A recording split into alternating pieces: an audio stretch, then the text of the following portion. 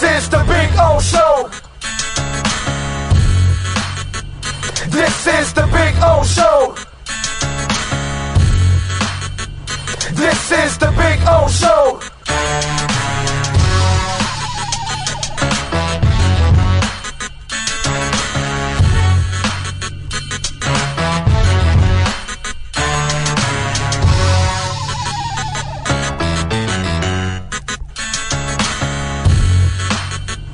This is the Big O Show.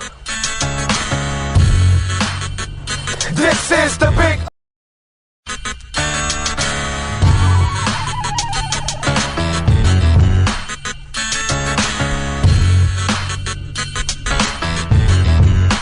This is the Big O Show. This is the Big O Show. This is the Big O Show.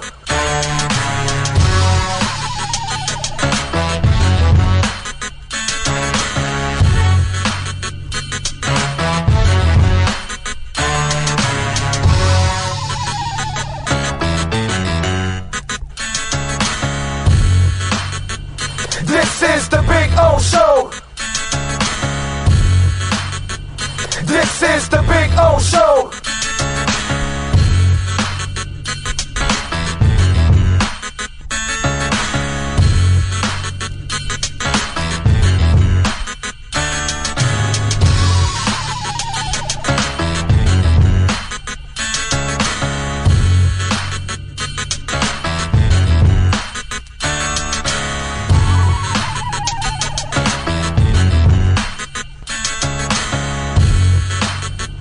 This is the Big O Show.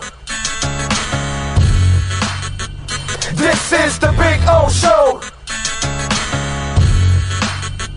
This is the Big O Show. This is We interrupt this program to bring you a special report. Miles an hour. That's a Category 4 hurricane. 3 deaths are reported in Florida after more than 24 were killed in the Caribbean. This.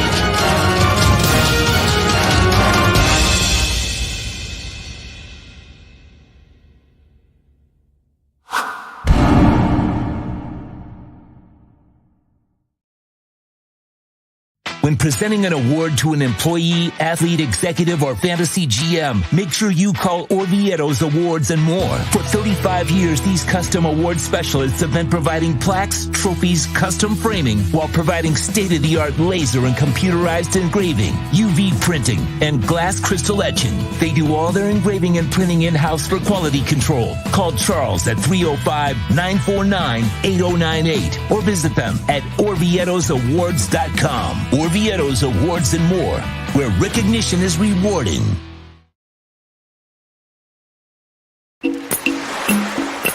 Take a journey to our Caribbean paradise at Toyota of Hollywood. Get in the groove with great deals on over 2,000 Toyotas, like a Corolla, not $24,000, just $17,975. You'll be cruising and chilling with super low 2.99% financing. Feel the rhythms of the Caribbean today at Toyota of Hollywood on 441 between Hollywood Boulevard and Sheridan Street. Open till midnight. I think I know what this is. Houston, we have a package. Hello? No matter where you are, the Sloman Shield Home Security System guards your home. With next-gen perimeter protection, 24/7 monitoring, and interior motion sensing. And right now, get a free Sloman Shield security system and doorbell camera, all professionally installed, for free. Shield your world, the Sloman Shield.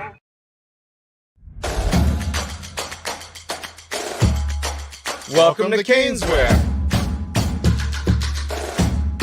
New store, new items, same great experience. Family owned and operated since 2010, Canesware has the latest merchandise from the Miami Hurricanes, Miami Dolphins, Florida Panthers, Inter Miami CF, and more. Come visit us at our store in Davie on University Drive, just south of 595, or online at canesware.com. Canesware, the spot Miami fans shop.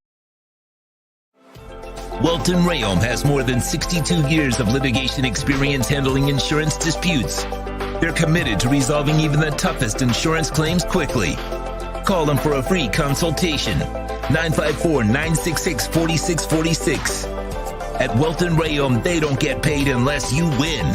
Property damage claims to your home, business, or condo as a result of a hurricane. Welton Rayom can help. Water, mold, fire, smoke damage, Welton Rayom can help. Call 954-966-4646. Just one place sold the most Acura models in the last 16 years. Acura of Pembroke Pines. Drive the new 2024 MDX, $469 a month during our 16th anniversary sale. The viewpoint statements or beliefs expressed on the following program by the host, guests, or callers are not necessarily the opinions of FantasyXS.com, Media Group Inc. ownership, management, sponsors, or website. When it comes to South Florida sports teams, very few in the media have witnessed, lived, and covered it like the Big O. Let's start the program dedicated to your favorite South Florida teams with a passion that's unmatched. The Big O Radio Show is on. Here's the Big O. All righty, welcome aboard, baby. It is time to rock and roll, and you know where we're at. It is Thursday, 3 o'clock, Hialeah Park, second floor poker room. That's where you can find Sean and myself every Thursday, having some fun and watching the folks win some money out here in the poker room, by the way. So come on out and join us. Got a bunch of couches and chairs and tables and a bar and all that. You can check out the show, stuff like that. So, you can also hang out with us downstairs. They got the loosest slots in the state, and that is documented. So if you're a slot machine player, Hialeah Park is the one that gives you the best odds in the state. And, of course, you've got your $100 no-regret first bet. If you open up your account so you can do your sports betting, you make your first bet, you're going to get the $100, and you're off and running, man. And then, by the way, if you come here and you show them and you open the account, you can get another $50 here, $50 free slot play. So lots of ways to win some money at Hialeah Park. So we'll have some fun today. We got a bunch of stuff to talk about today, man, actually. So it's good. It's good. It's good stuff. We got second round of that broadcast last night. That was horrific. That was terrible, dude, on ESPN. I had to go, I was going back and forth to Stadium because the Stadium guys, they've got the Italian guy that follows all the European, Francella. And then they've got a couple. So they were like more hardcore, and they would give me like some insight on it. And so I would go back and forth. But that ESPN broadcast, brother, after the Heat made their pick, I was out of there. I was done. I turned it off. I never watched again. And if the Heat made a trade, then I would find out about it on social media, and then I'll tune in to go find out about it. But, oh, my God, that broadcast was unwatchable, dude. Unwatchable. Like, seriously, dude, boring. There was no life in it. It was lame. And listen, most of us don't even know these players. What do I know about Kel'el Ware? I don't know shit about Kel'el Ware, dude. I tell you this all the time. I don't follow college basketball like I used to. I used to know everything about college basketball. Now I don't, because they're one and dones. It's turned over too much. I don't have time for shit like that, dude. You know what I'm saying? So and to me, college basketball nowadays is a joke compared to what I grew up with in the 80s and the 90s. And even maybe barely into the early 2000s. And that's about it. But the 80s and the 90s, that was the golden era of college basketball. So for me, college basketball I watch UM and FIU and FAU. That's it. That's really what I watch. I don't care about Duke and North Carolina anymore when they play. Doesn't matter to me anymore. It's not important to me. It's not important to me to watch a Kentucky game. So, that's just kind of the way it's become. I'm not really a big fan of today's college basketball. I think it's a lot. When you grow up with what I grew up with, those of you that are young, you don't know any better. So you grew up with this the last 20 years. This is all you know. So to you, this is the best it could get. This is the worst it is, actually. You know what I'm saying? So I can't tell you much about Kel'el Ware. And draft-wise, it's not like football. Basketball used to be like football, where we would see the players for 3-4 years, That's just not the way the game is. But man, that ESPN broadcast last night, holy shit. Was it just me? Was it bad for you? Oh, you didn't even watch it. So you just waited on social media when they announced the pick? Yeah, because I was just like, better move. These guys are not coming in to make a big dent in impact. anything. There's no impact being felt. It's summer league. Yeah. It's summer league. And then now we'll have a reason to go watch Sioux Falls. Yeah. No, I mean, that's what I'm saying. Miami Heat made the G League and the things like that interesting, but I still don't. Well, he's a developmental player. Yeah, this year he does nothing. I mean, the biggest question going into this draft was, where is Bronny going to end up? That tells you what you need to know about this NBA draft. Yeah, this draft sucked. It was boring. I have wrestling to watch. I got my male soap operas. Oh, you guys had wrestling. That's right, last night. We got wrestling every day of the week. Yeah. Monday's Raw, Tuesday NXT, Wednesday Dynamite, Thursday's TNA, Friday SmackDown, Saturday Collision, Sunday's a pay-per-view. Come on, baby. Frankie didn't even challenge me this week for a prediction. He probably thought it was too hard. No, he had his travel. He went to see Columbia play in Houston. Oh, good. They were there for the game. Wow, him and his brother. Is awesome. And then they got delayed, and they had a great time, and then they got delayed coming back. So he was recovering. Okay, good for him, dude. That is so cool. That's good, man. That's a great experience, man. Yeah, man. So that's cool. But anyway, I don't know how many of you suffered through it last night, but it was bad. It was a terrible, terrible broadcast. We got a poll question up for you. Do you believe Jimmy Butler can physically play 75 games in the 24-25 season and still dominate in the playoffs? Okay? Poll question is out. You vote there. Do you believe Jimmy Butler can physically play 75 games in the 24-25 season and still dominate? Okay?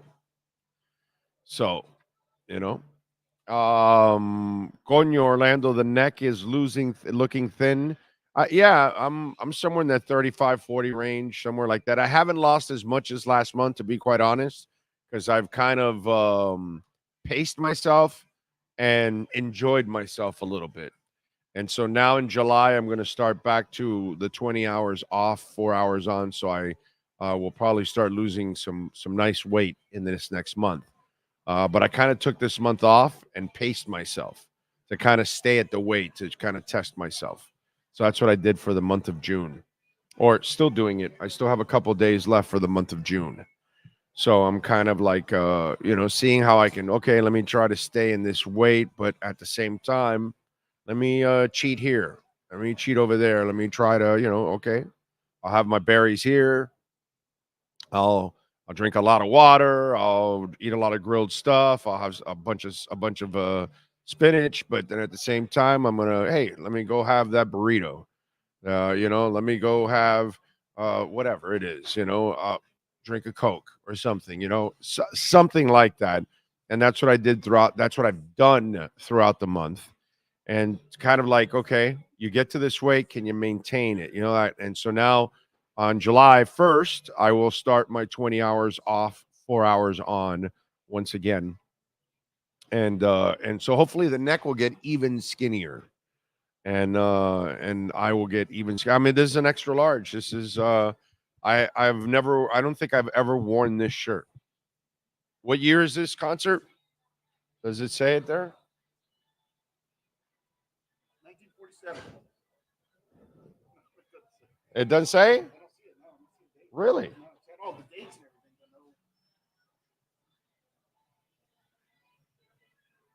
I don't know. But anyways, I've had this shirt for a while. And so and huh? Tesla? Yeah, but I don't know. It just says original rock and roll. It might not have been for an album, a new album. It might have just been a tour. So, because sometimes they're not all taking out new albums. They just tour and make money because that's where they make money. They don't make as much money making new music, unfortunately. The people that are still making new music that are established bands, it's because they're established and they love still making new music, and that's why they do it. Anyway, Alex says you're right. 80, 90 was over height of college basketball. We saw Jordan. Yeah. Jordan. Yeah, the 80s and the 90s. Yeah, with Jordan and all that. It's not even close. It was awful. Oh, says Horn Dog. ESPN could have broadcasted a crew from the barber shop and had better results. So this is just old heads hating. No, Chino. I mean, did you get to see Michael Jordan and Patrick Ewing 3 and 4 years in college basketball? It's not old heads, bro. It's youngins that don't know any better, my brother. You're driving, a Yugo, and we were driving Mercedes-Benz and Cadillacs and Acura NSXs and stuff like that. That's what we were driving. It's a whole world of difference, man. When you're watching, the stars of tomorrow play 3 to 4 years in college and grow up in college. I get the old man on the lawn reference and all that for a young guy like yourself, but really all it is coming off as ignorant because you don't know any better, bro. You have no idea. I mean, just think about it. The superstars stayed 3 to 4 years in college basketball. That doesn't exist anymore. That only exists in women's basketball. That's where the stars stay, 4 years in women's college basketball, not in men's. They leave after 1 year or they go right away like that. Like some of these kids were G League. Like one of the kids in the top 5, 7, whatever was a G League kid. Because he never went to college. So, you can call it old heads hating or whatever, or maybe we lived through a better time. I mean, if you don't think watching Michael Jordan 3, 4 years in college is better than what you see now, I can't help you, Chino. You know what I mean? You're not very smart. But go ahead. I was going to say, think of the ratings they used to get for college basketball before sports gambling and everything else. Right. You watched it to watch the game. Now most people are tuning in because they've got money on it. Yeah, no. Before it was that's the Fab just the Four. tournament. You had all those. Yeah. I mean, but you were watching every game. The regular season ratings nowadays, yes, not even close. UNLV. Team after team. Duke. Yeah. It was just. You're watching Larry Johnson play for 3, 4 years. Yes. Come on, dude. It's just stupid, bro. There's no discussion here. We were watching Hall of Fame players play for 3, 4 years. Hey, man, look, it's the same thing. Listen, Chino, it's the same thing. You're old enough now for this, right? Okay, just think about this. Go to your local fast food restaurant. Was the Whopper a little bigger 20 years ago, 15 years ago? Yeah, probably was, wasn't it? You know what I'm saying? So just like some things aren't better now than they were before, same thing, my brother. College basketball isn't better now than it was before. It's not about an old head.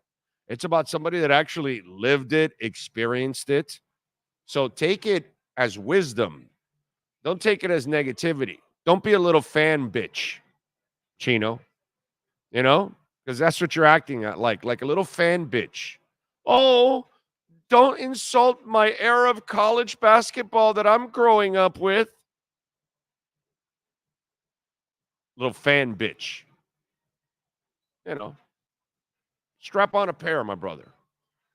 Learn to educate yourself. Open your mind. Take in information so you can become a better person, a more educated person on what's going on. And anybody that's more educated knows that, you know, we saw a lot of talent back in the day that we don't see now in college basketball. Just like I used to get 12 better donuts from Krispy Kreme. Now you go get the box of 12, and there's a gap like this. Because all the donuts are smaller now. You know, I'm sure they'll adjust soon and make the boxes smaller so it doesn't look like they're ripping us off, since they are ripping us off, charging us more and giving us less. And talk about charging us more and giving us less. You'll get to see two geriatric old farts debate tonight. So go ahead. Have some fun. Let's see. Big O, what percentage has your foot regained when you do maybe 80?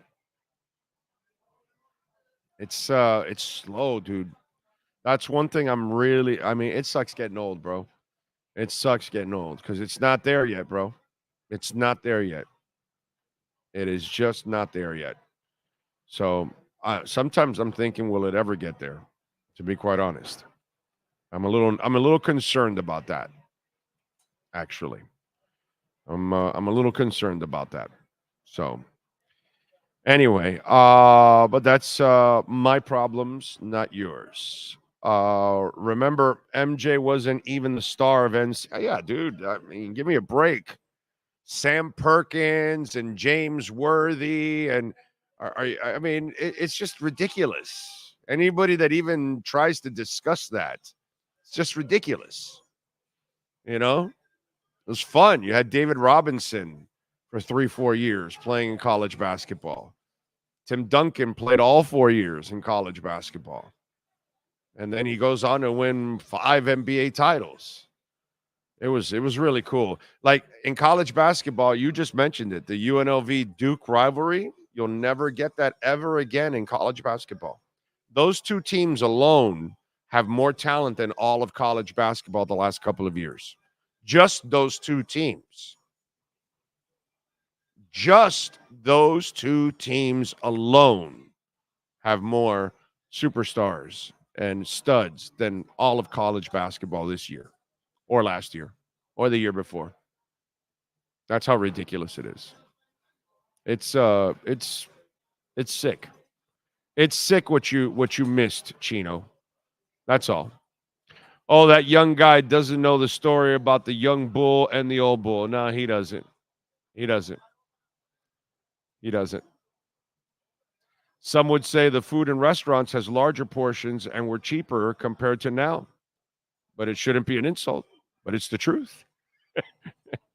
It was cheaper and there were larger portions. Sometimes things are better than they were now, or they are now.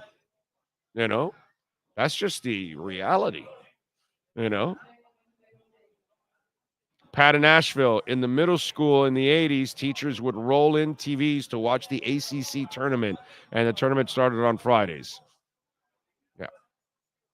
Yeah, it's a different world. It's a different world.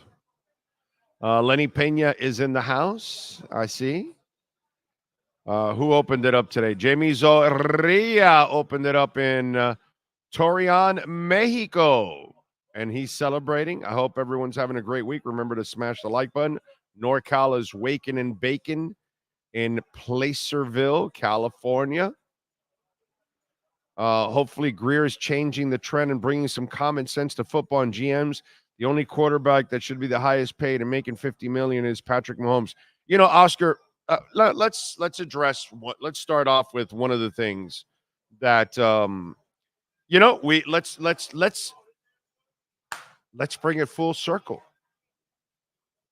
You know how Chino's a little fan bitch of today's college basketball, and he got all insulted about today's college basketball because, it's impossible for,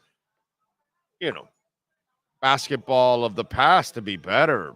You know what I'm saying? So I want you Dolphin fans out there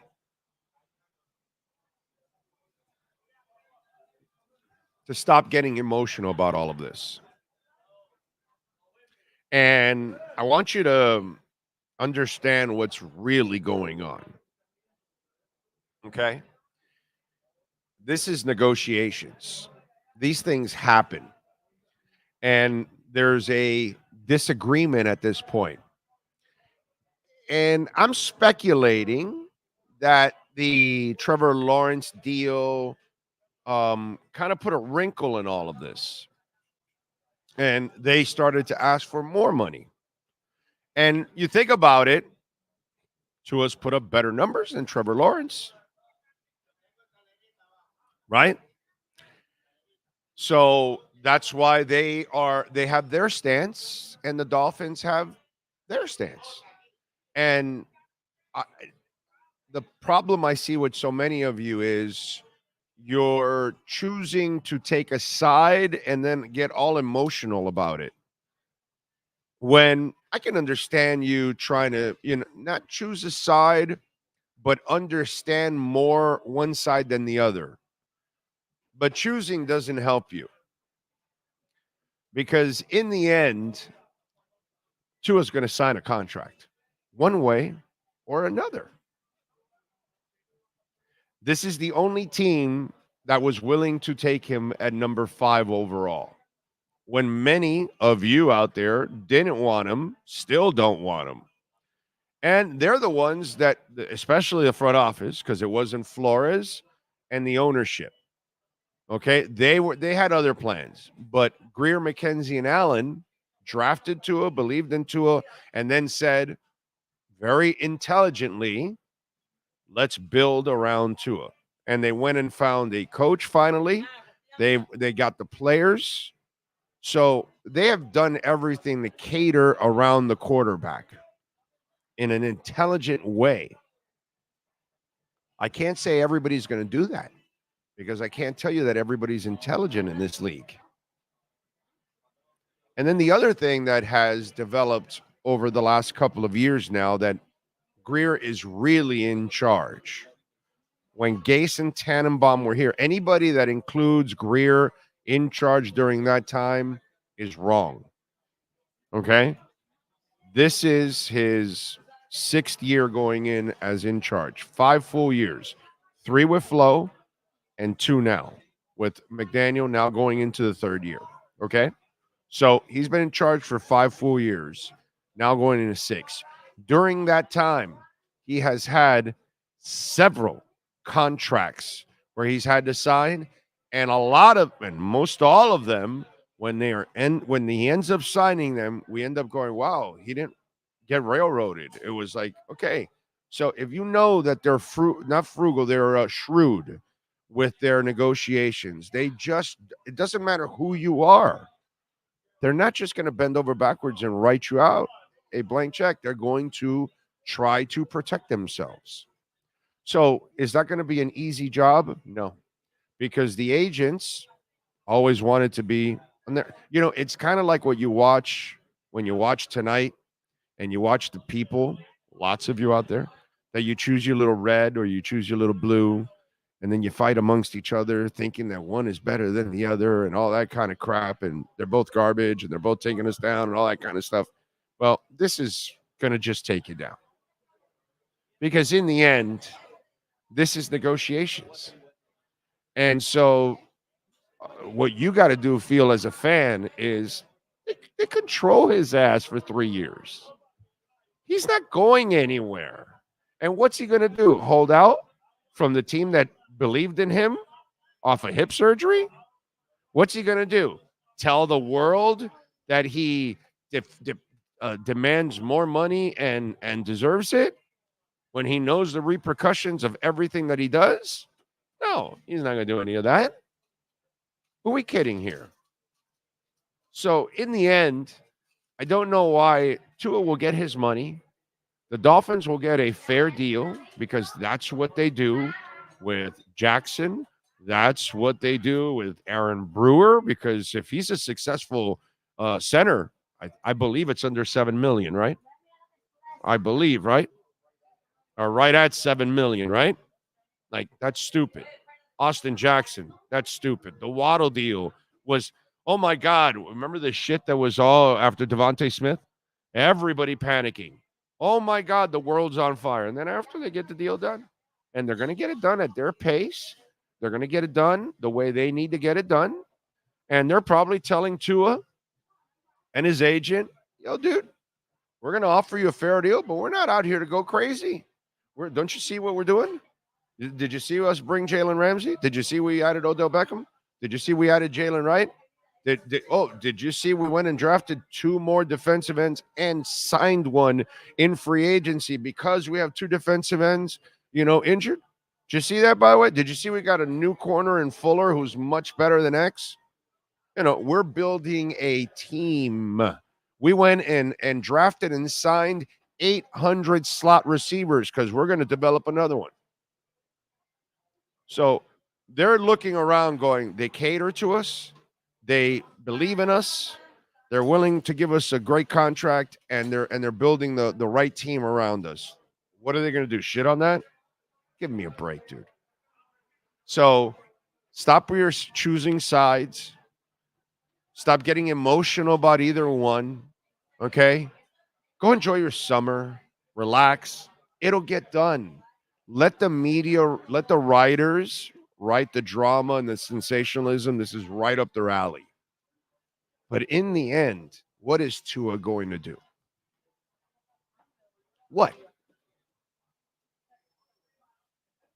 Give me a break, dude. Okay? No team has believed in him, drafted him, went through the concussions, and still believed in him. Kiss my ass. Tua has zero leverage here. This is horrible PR if he wants to cross that bridge. Okay? So, haggle over whatever, or try to get an extra $1 million or $2 or $3, whatever, and I'm sure the Dolphins will cave in and give a little bit more, but I'm sure they don't want to give in to whatever crazy number they're asking for, because they're like, no, we have a team to build, and we have a vision, and this is it, and we're not spending all our money in one position. In Jacksonville, they have to do that. In Miami, think about it, bro. You know how many quarterbacks would be lined up to want to play here? So, let's cut through the bullshit. What do you got? So the contract was 3 years, $21 million, 10.25 guaranteed. The cap hit this year is 1.125 because he got a $5 million signing bonus. Then it's 6.4. Right. So yeah, under 7. It's ridiculous. They got a running back that scored 20 touchdowns, and here's $2 million. Right? I think it's like $2 or $3 million or some shit like that they're paying him. I mean, come on, man. It's just, this is what they do. Why are you surprised? They're probably paying Jonnu Smith. I think it's a very reasonable contract. Chris Greer and Shore and McKenzie and Allen. I keep telling you guys, this is one of the best front offices in the NFL. and they continue to do it. And part of being a great front office is that you got to be able to manage the money the right way too at the same time. And you got to give your team flexibility. And you cannot overcommit to a whole bunch of different players. And especially in this position, you've got to be very careful. So that's what's going on. What is it? His cap hit this season will be $1.2 million because he got a $2 million, so they gave him $2 million signing bonus, and then next year it'll be 2.4. And what was it the year before? This past year when he scored 20 touchdowns? Oh, less than that because they gave him. They extended him. So well, but what was it? It has it in the bottom. If you look at the bottom in the past years, it'll have it. Oh, 2022 he was 2.5. 2023 must have passed 2023. 2023, 2024 he was 2.8. He had signed a 2-year 5.6. That's just stupid, bro. That's just stupid. That's ridiculous.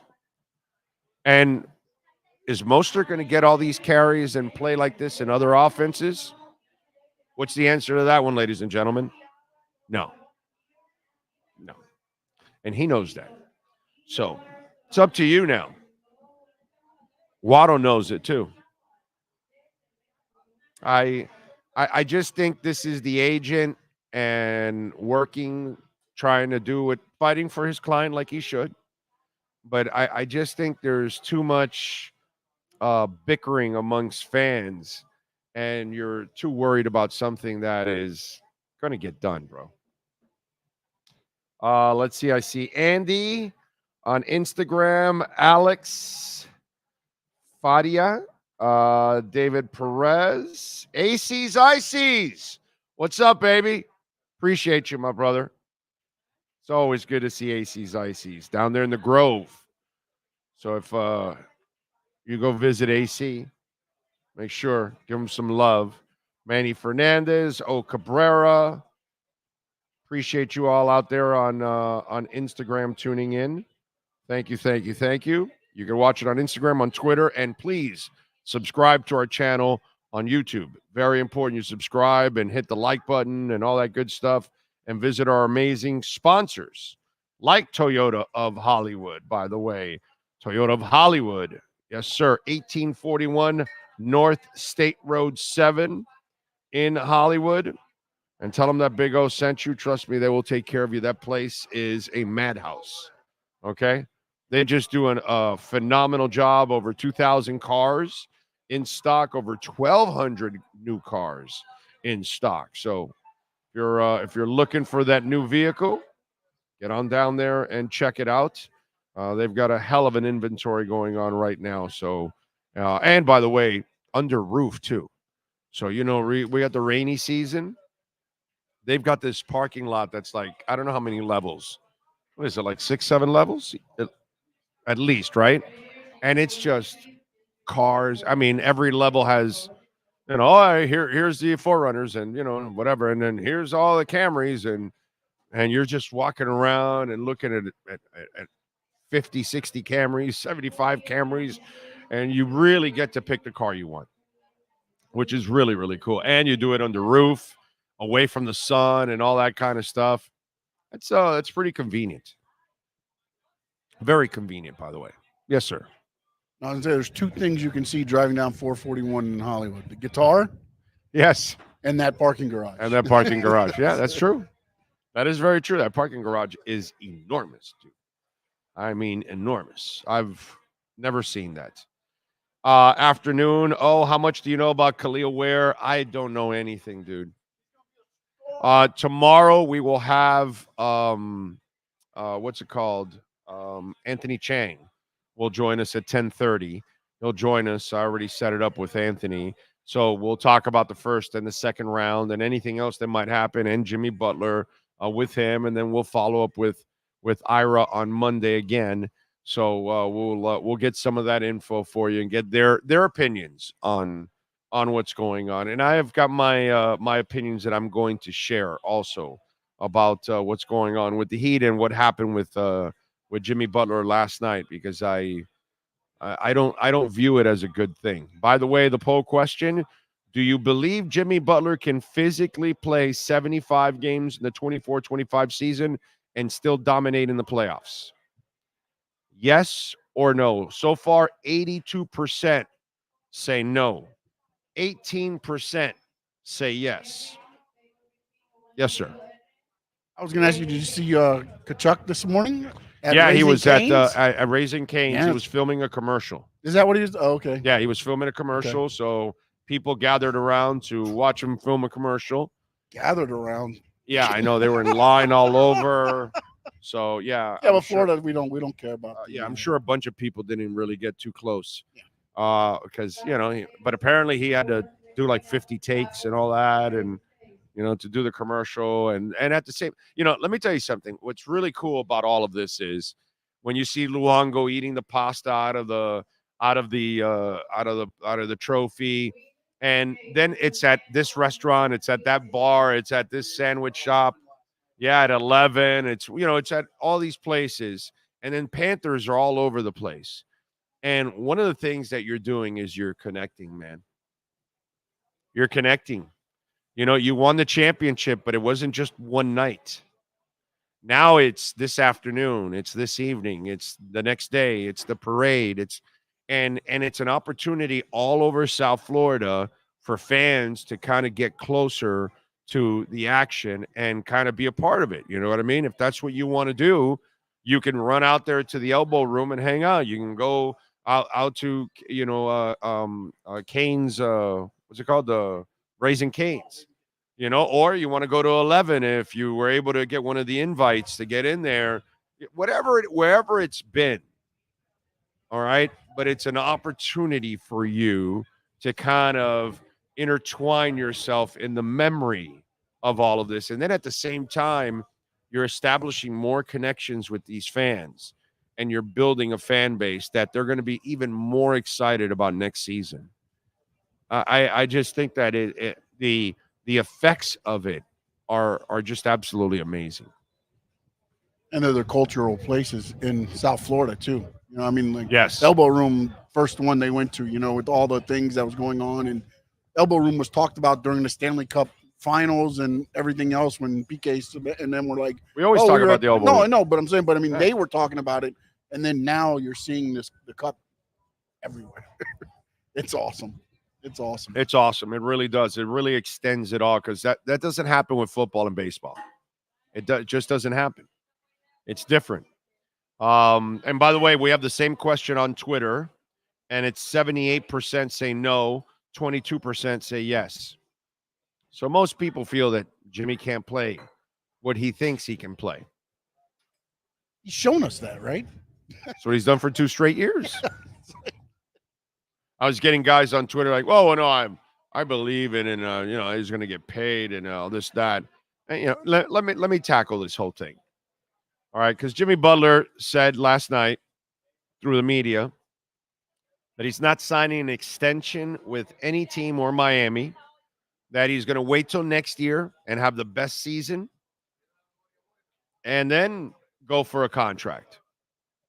So basically, he's telling you he's going to bust his ass for 1 year to then coast for the rest of that contract, because that's what he's been doing for 2 years, is coasting. And as I said yesterday for a little stretch here, this has been fool's gold. The Heat aren't as good as they've been the last 5 years.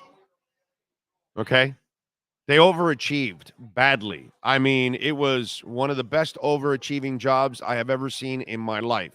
Thanks to Jimmy Butler and thanks to Eric Spoelstra, of course, the best coach in the NBA. So you're better than what you really are. You got lucky in the bubble that you had that scenario and it worked out. And then you got lucky last year that Embiid was injured in one round and you didn't have to deal with Giannis in another. And so you made it to the finals. So it's fool's gold. You're not as good as you think you are. It's just you've overachieved. And then the last 2 years, Jimmy Butler has now chosen to preserve his body by not playing throughout the regular season and coasting. And all you can do is get, because the rest of the talent, there's no stars. As I keep telling you over and over and over again, if Bam was a star, then Jimmy could take nights off and Bam could carry the team offensively. Does he do that? Of course not. That's not who he is. He's a fantastic all-around player. You want him on your team, but he's not a one or two. He's not a franchise player. Even though they pay him like that, he's really not a franchise player. Okay, in the Big Three era, you saw it at times when LeBron took it off, Bosh took over, Wade took over. If Bosh was out or Wade was out, then LeBron was going to carry. But those are stars. And you just don't have that anymore here. So he's shown you now for 2 straight years that he cannot play 75 games. And you need him to play 75 games in order to be a higher seed in the playoffs. So all of a sudden now, he's going to make his body right, and he's going to last 75 games and last an entire playoff run. Let me tell you something, ladies and gentlemen. If you're able to get that one more season out of him, you'd be lucky. He's proven he cannot torture his body that way anymore. The guy goes to a tennis match and can't go to work the next day. The dude took the 3rd game of the regular season off. The 3rd game for load management. No injury, load management. He hasn't taken basketball serious in the regular season for 2 straight years. And just because you're intoxicated and drunk off your ass from what happened 2 years ago that you made it to the finals because the stars aligned for you. Embiid was injured. Giannis was out. You got every break. You got the best coach in the business, and you got there. And then you got spanked because reality set in. You don't belong here. But you keep confusing and I guess you're convincing yourselves. Like I got on Twitter no. The money will motivate him. Dude, he was getting paid money the last 2 years and he wasn't motivated to play. So all you're getting is a motivated player to play for 1 year so you can give him $120 million more guaranteed for 2-3 more years. Maybe 180. I don't know. Seriously? How stupid can you be? And I'm asking the Miami Heat that question. I love the Heat organization, but bro, I call things like I see them. I'm brutally honest here. How stupid can you be? How dumb can you be to fall for this act by Jimmy Butler? I'm sorry, he's getting older, and now all of a sudden he's going to play more?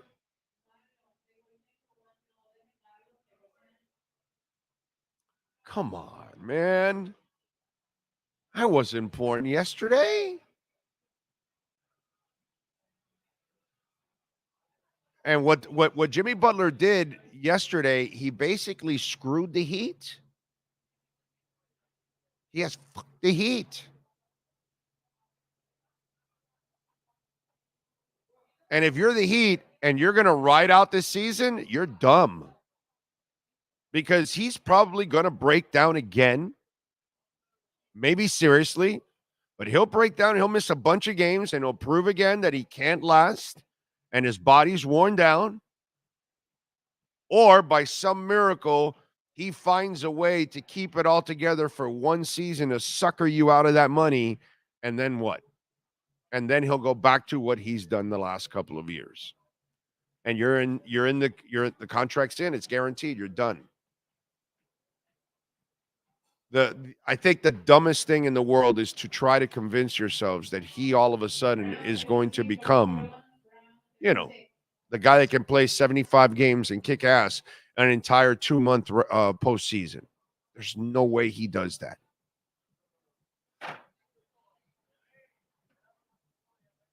If you're the Heat, you got to find a way to unload him this year. This offseason right now. So if Philadelphia wants him, if Golden State wants him, trade his ass away. And let them assume the headache and assume the guaranteed contract. What you need to do is go get yourself, now that you saw what they gave for what's this guy's name? Mikal Bridges. Are you kidding me? If you're a desperate team for 1 year run that you need to get like the Sixers, then do it. Miami doesn't have a Maxey, and we don't have an Embiid. So why would you hang on to Butler? You got no shot at a title next year. None. Who are we kidding here? What fantasy land are we playing in?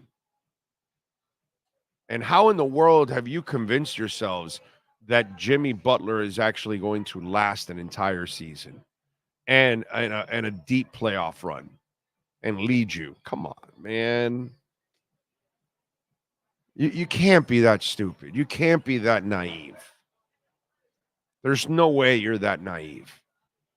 And if you are, because I saw some of you on Twitter, I just feel bad for you. I really do, because you basically are you like to lie to yourselves. That's screwed up. Oh my God. Let's see. I think Tua is the guy. I would have no problem giving him the Goff, Herbert, Lawrence contract. There you go. Big O, it's almost a weekend. Happy to be here. Thank you, Skyler. Appreciate you, sir. What else do we have here? Captain Saki out in Tarpon Springs. Tony Zags. Trevor Lawrence won a playoff game. Goff went all the way to the NFL title, so I'm sure Greer told Tua and his agent. Yeah, but it's a team thing. It's one playoff game. Tony, I love when people get in, and I hate to rip you on this, but the guy's been to one playoff game with a broken down team. Like, if you expected him to win that Kansas City game because you think like he was supposed to carry the entire team, or Goff would have carried the entire team, or Trevor Lawrence would have carried that entire team that moment, it's fucking stupid, bro. It's just stupid. It's ignorant on your part. The guy's been to one playoff game, and you're labeling him like he's a guy that can never win a playoff game when he's already won a national championship. So it's not that he can't do his job. It's a team game. You can't do your job if everything around you is broken. If your offensive line is completely broken, your two backs are hurt, that's it. Just, your linebacking core is gone. You have no pass rushers. Your safety's playing with two bum knees. X is a shell of himself. I mean, it goes on and on and on and on and on.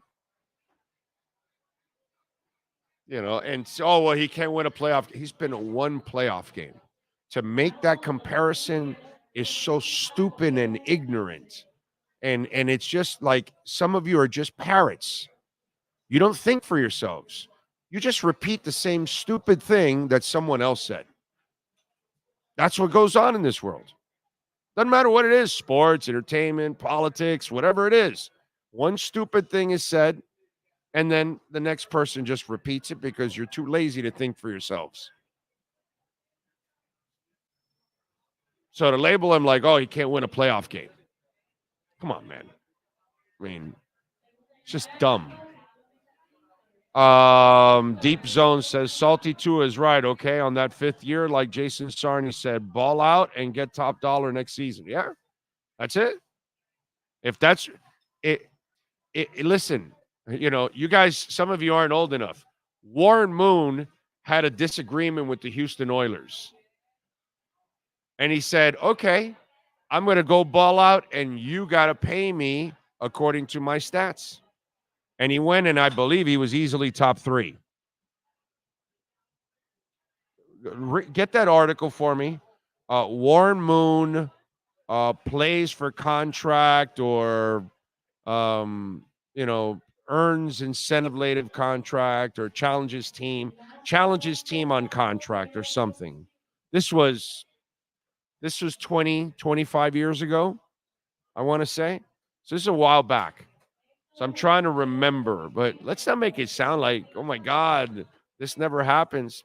Man, people have disagreements all the time. And then if you come through, then they give you the money and you move on. And you say, all right, great job. Here's the money. Frankie Fresco, thank you for the super chat. This is my problem. Well, if we trade Jimmy and we count on the Heat office to select the right player in the draft, our chances suck. Look at who we selected since Wade. None are superstars. Who was picked in the top 5 that was supposed to be a superstar? I must have missed that, Frankie. I think Bam's 13th. It's hard to pick superstars at 13. I'm not telling you it doesn't happen. Sometimes players fall and you get lucky. But when you're picking usually in the teens or later on, Wade was number 5. LeBron was number 1. Bosh was number 4. Shaq was number 1.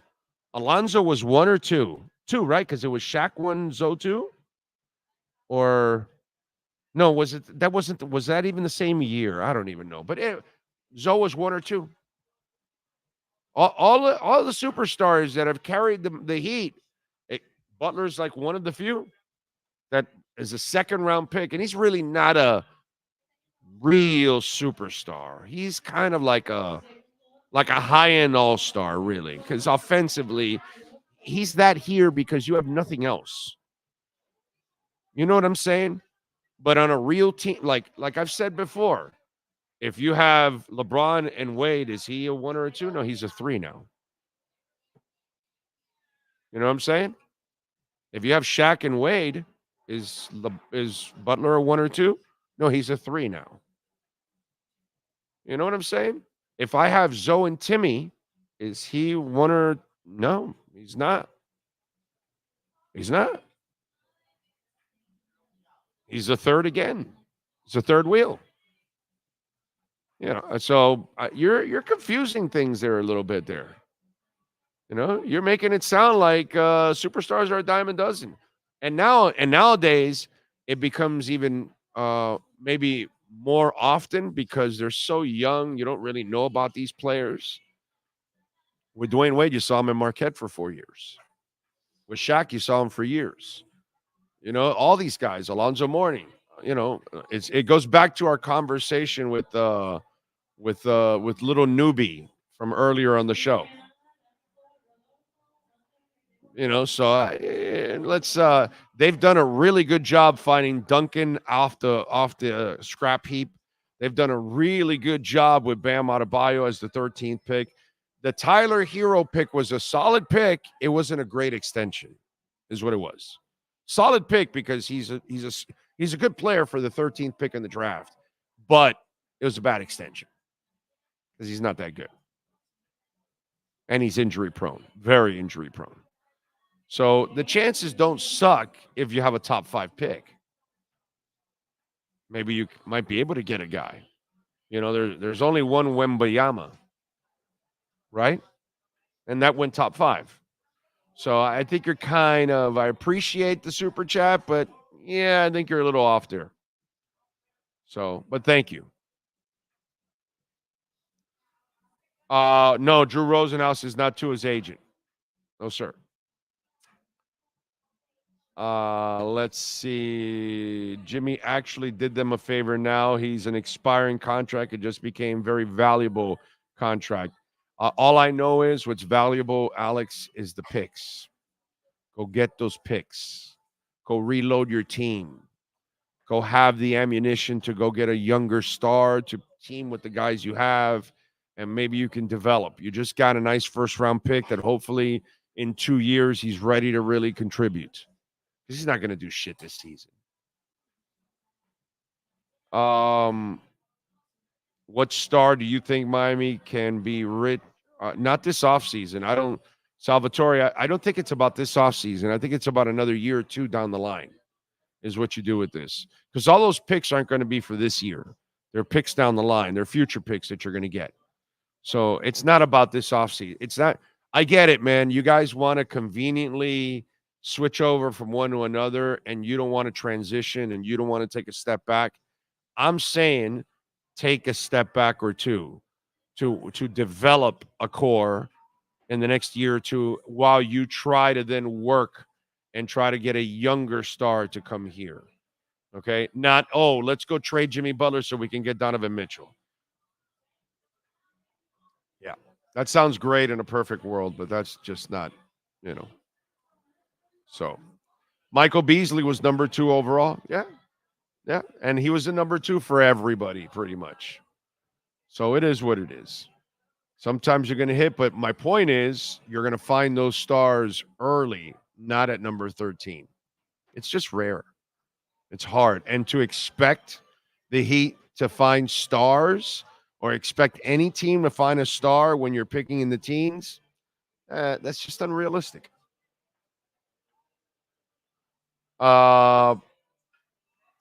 Big O, he wasn't going to win that game in Kansas City, but he couldn't even throw the ball through the wind and cold.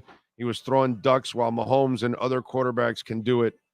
I tend to look at that whole game a little differently. They were just completely outplayed. Those cornerbacks were dominating their receivers. That offensive line wasn't giving him any time whatsoever. I don't think it had anything to do with the cold in the end.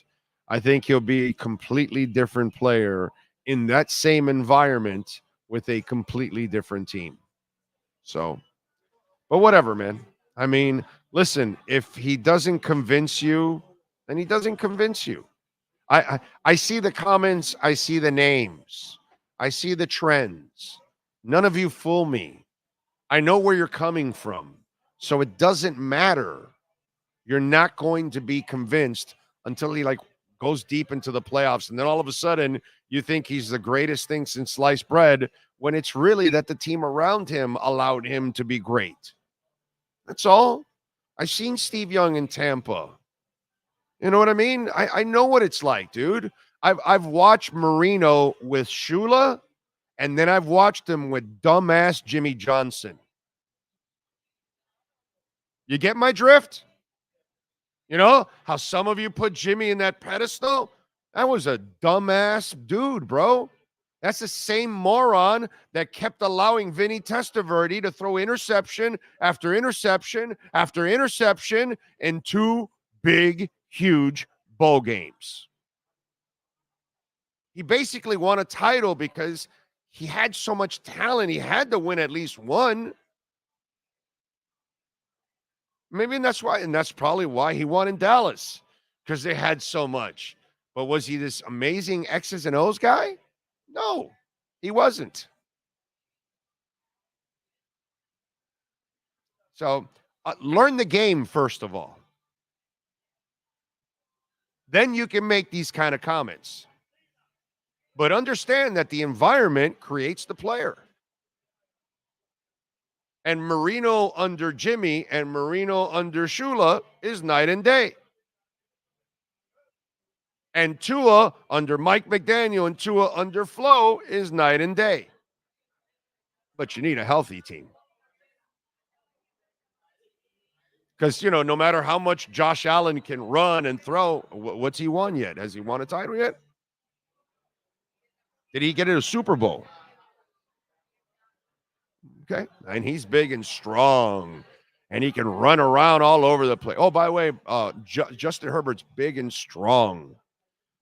Does he win more than Tua? No. Does he have a national title? No.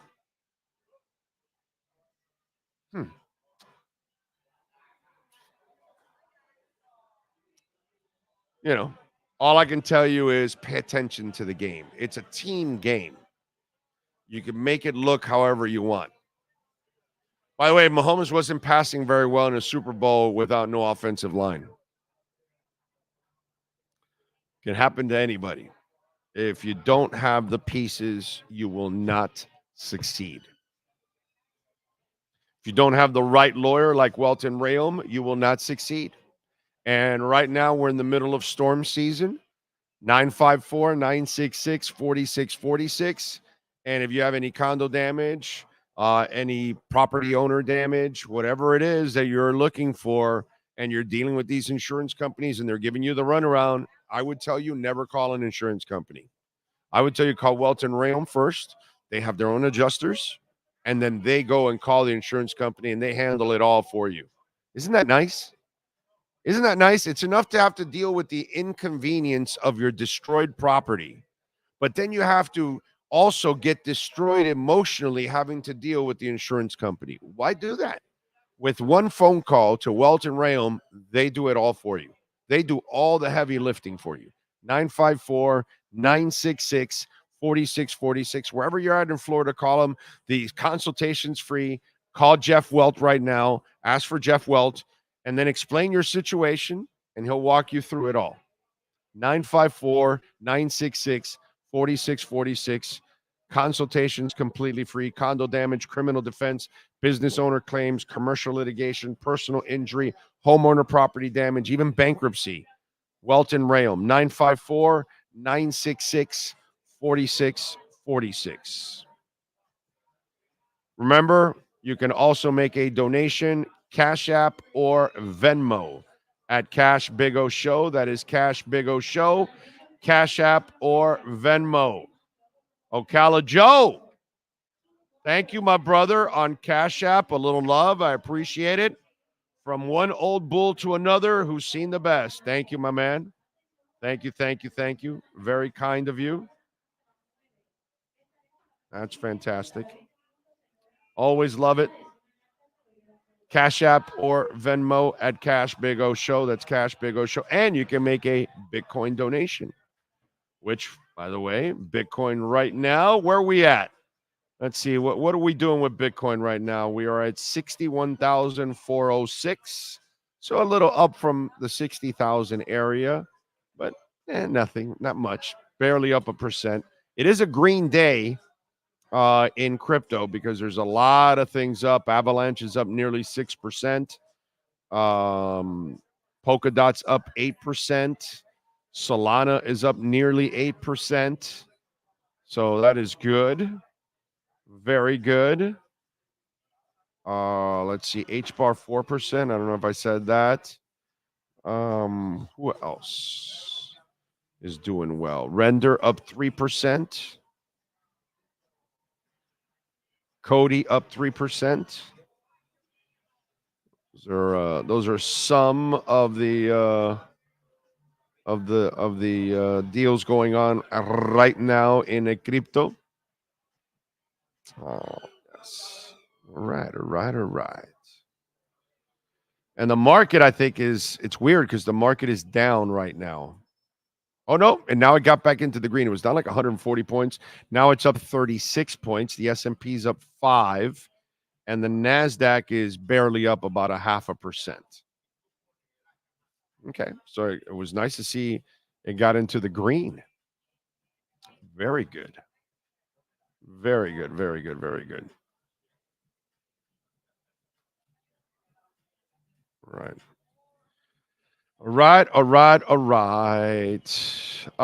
Michael Beasley was the best player in college, bro. Everyone said, yeah, no, dude, mistakes are made. But my point to Frankie is to expect stars where they're picking is unfair, dude. It's unfair. If you find them, if you're lucky, it's in the top 5, bro. They kept talking about the 2 French kids. And sure enough, they went 1 and 2.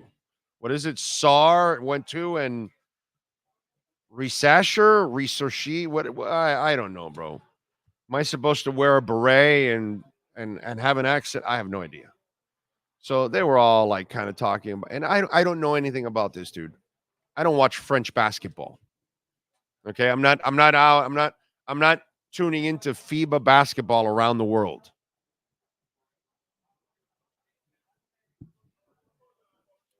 But I will watch the G League next year for Kel'el Ware. I will do that because I am a geek. I will watch Summer League and all. Hell, we went to Summer League and we covered it one year. Waste of money, but we did it. We did it. You know. Big O, do the Dolphins have the best receiver in the NFL? I don't know. Dude, it's about having the best team in the NFL. What we're going to get into a Justin Jefferson argument or something? Who gives a shit, dude? Who gives a shit if Tyreek Hill is 1, 2, or 3, or 5? Doesn't matter. I'm sorry. Did Kansas City have the 1, 2, 3, 5, or 25th wide receiver in the NFL? No. They had maybe the top 2 tight end, but they didn't have any of the top receivers. So I don't know, man. To me, none of that stuff, Albert, is important to me. It's like the same thing with the hockey fans. Oh my God, Bob didn't get the Conn Smythe or Barkov. They gave it to McDavid. Bro, who cares? You got the Stanley Cup. You know? The Jim Gregory, the GM award. I gotta remember these damn names of these hockey awards. So the Jim Gregory, and people were like, and Zito deserves it. Did you watch him crying, celebrating the Stanley Cup? I don't think he's going to be crying about getting the Jim Gregory award. I think he's going to be happy about it, but with the Stanley Cup, he's going to make love to his wife with the Stanley Cup in the room. There's a whole different, oh, honey, I'm feeling horny tonight. I got the Jim Gregory award. And done go. Honey, we won the Stanley Cup. Oh, man. It's a whole different ballgame. Let's keep our eye on the prize. Okay? It's nice if Tua wins the MVP. Did you win the Super Bowl? Oh, by the way, go watch Connor McDavid when they asked him about the Conn Smythe. Ask him if he's looking to get laid with the Conn Smythe in the room. Ask him.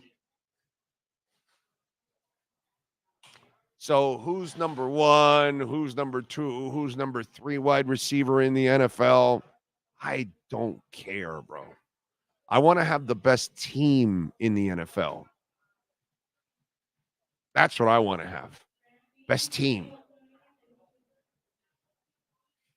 That'll be cool. That'll be something that we can really enjoy as fans. Having the best team in the NFL. That's what I would love. Green Day across all markets today. There you go. Let's see. Majority of superstars like Luka, LeBron, Kyrie, Jalen, KD were picked top 5, so nothing's a guarantee. But if you're picking top 5, you got a good. Yeah, of course, Ray. That's common sense. That's why I didn't agree with Frankie on that statement. It's just not fair. Did they F up with Beasley? Yeah, but everybody thought Beasley was number 2. Really? Everybody thought Beasley was number 2. And I'm not an expert, but that was common sense. And he wanted Derrick Rose. He wanted it. But in the end, by the way, did Derrick Rose become like this incredible long-time pick? He had a first couple good years, and then after, nothing. So it was a bad draft overall, 1 or 2. The Derrick Rose pick wasn't going to put you over the top because you found out after that, the elevator didn't go to the top floor. Notice how we never debate anybody. His show is just him. It's awesome. Loyal sidekick and his mouth. And everybody gets to come on, going to pretty much agree with them. Not really. There's plenty of people that disagree. Now, if you disagree and it's something that makes no sense, I'm sorry if it hurts your feelings. But, I do a pretty good job of telling you why you're wrong. So, That's fine. But that's cool. That's how those feel that can't handle that they're wrong.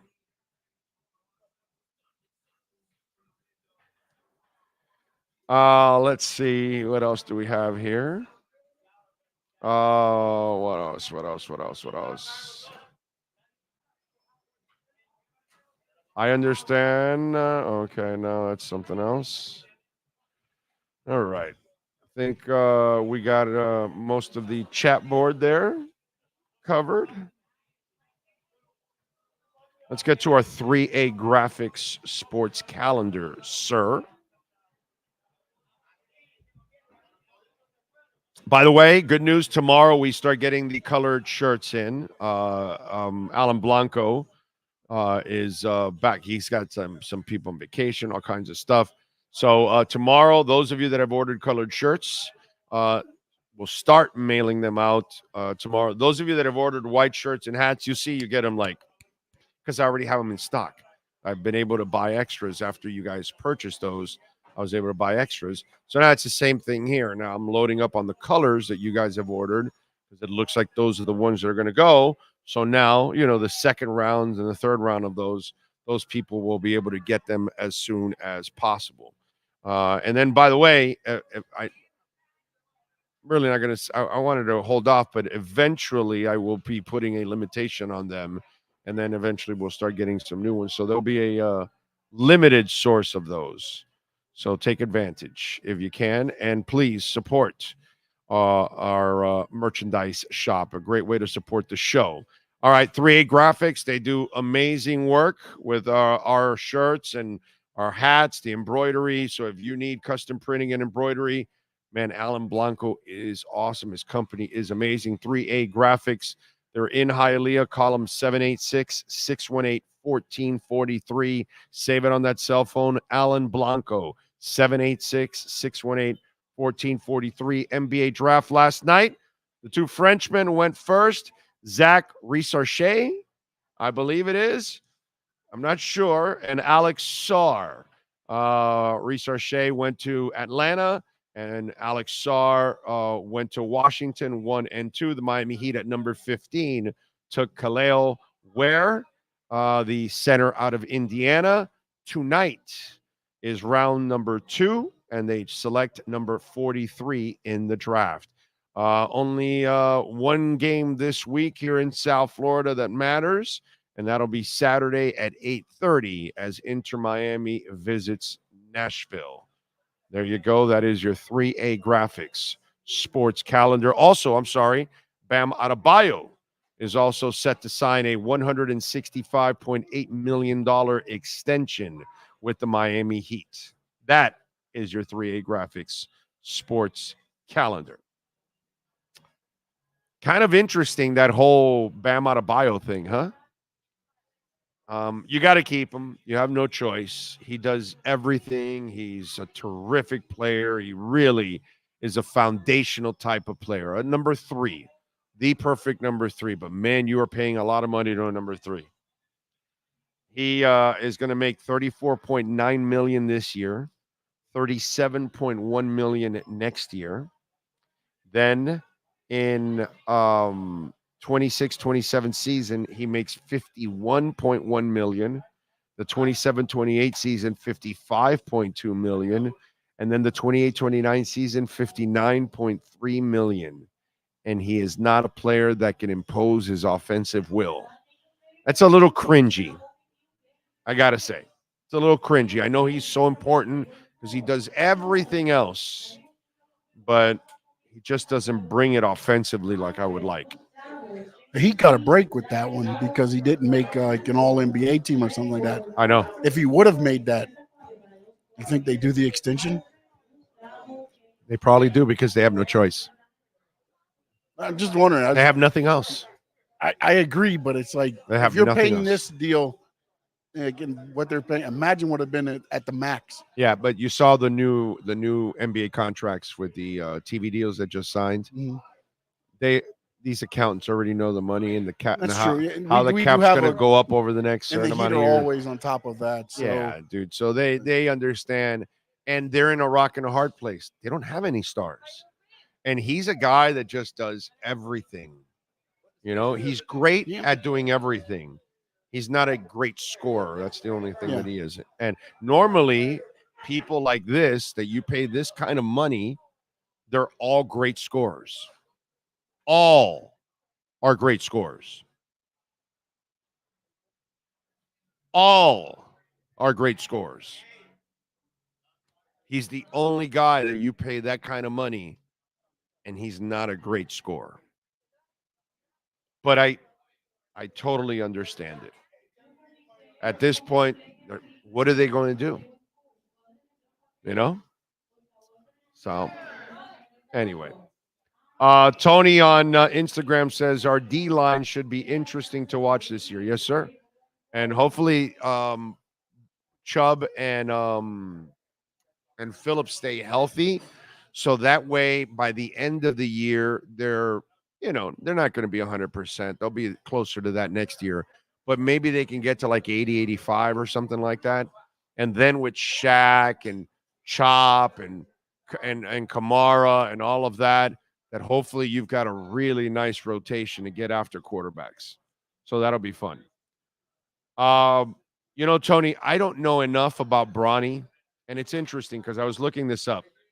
So Bronny James wasn't drafted. And what's it called? He averaged 4.8 points per game for USC in a shortened season. What the hell is that, dude? I almost feel like he's getting all the hype because he's LeBron James' kid. I almost feel like they hyped him up so much leading up into the draft that and he didn't get taken in the first round. And now the question is, will he be taken? And it's almost like I don't know. It's like if since LeBron is a treasure to the league, you know what I'm saying? It's almost like somebody take his kid here, somebody do the charity work and take his kid because he doesn't seem worthy of a draftable player. Now, here's my problem with this, Tony, okay? Tony954, thank you for tuning in on Instagram. Dude, I don't know enough. I'm not smart enough in this. I don't have enough information on this kid. But from what I've seen, from what he did at USC, he's not a draftable player. But again, I'm not paid to do this stuff. And I don't follow G League and college basketball in general. I don't follow it at all. I follow the U and, the local teams. I don't even watch nationally televised games anymore. I don't really care about college basketball that much anymore. So I really can't give you an educated opinion. But in basic, from what I'm seeing, okay, you had a heart condition. You averaged 4.8 points in a shortened season at USC. That's all we have to go on. Screw that. I'm not drafting you. I'll give you a contract because you've got, LeBron's genes. And so I don't know if you're going to be something, but I know Michael Jordan's kid wasn't anything. I know Pete Rose's kid wasn't anything. I know Ted Williams' kid wasn't anything. I know Shaq's kid wasn't anything.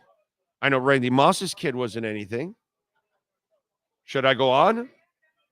I mean, it's just the world is littered with sons of stars that can never live up to their fathers or mothers. Littered with that. You're almost better off. Oh, Dad, you're a great this? Yeah, let me go in another direction. You're almost better off. Because the Ken Griffey Jr.'s of the world, that shit is rare, dude. Oh, my God, that's rare. Kobe Bryant, rare. Rare.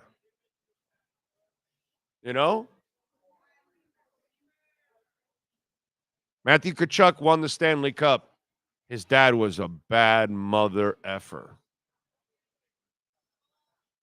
Okay? Dad didn't win one because he wasn't on the right team, but it wasn't because he wasn't a good player. Keith Kachuk was a bad mofo, dude. Anybody would take Keith Kachuk on their team. So, yeah, it's just, I don't know, man.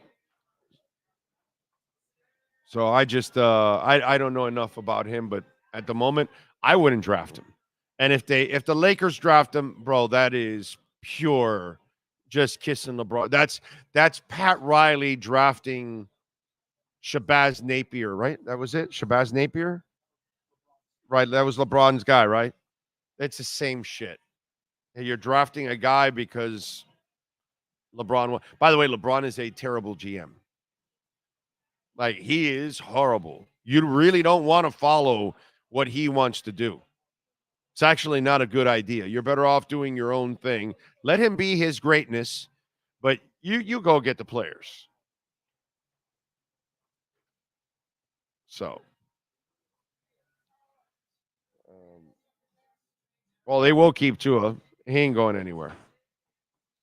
Clyde Drexler went 14th. Yeah. No, I there's outliers everywhere, and you had to go all the way back to Clyde Drexler. You know what I mean? It's just there's a whole bunch of guys that you can pick like that, but that's not common, dude. You know? Are the Detroit Pistons, since they picked Joe Dumars, did they pick any other stars since then? That kind of tells you, right? John Stockton, they picked him at 16. You know, did they pick any other superstars late like that? You know, usually it's hard, bro. It's hard. And sometimes you get what's it called? Golden State. Got lucky with Draymond Green late. That helped out. Tony Parker. You know what I mean? That happens. It happens. But to expect it, that's ridiculous. It doesn't help your argument, Frankie, at all. Okay? Demanding or expecting superstars in the teens doesn't help your argument. Those are called outliers. That's not the norm. The norm is in the top 5. That's where they go. By the way, what happened with the Panthers this year?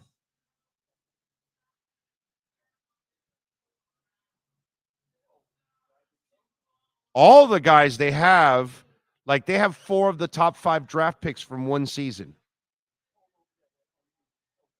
You understand what I'm saying? Yeah, the Florida Panthers. Yeah, when the Florida Panthers, they traded for this guy, this guy. By the way, they were all like top 5 in this one draft. Yep.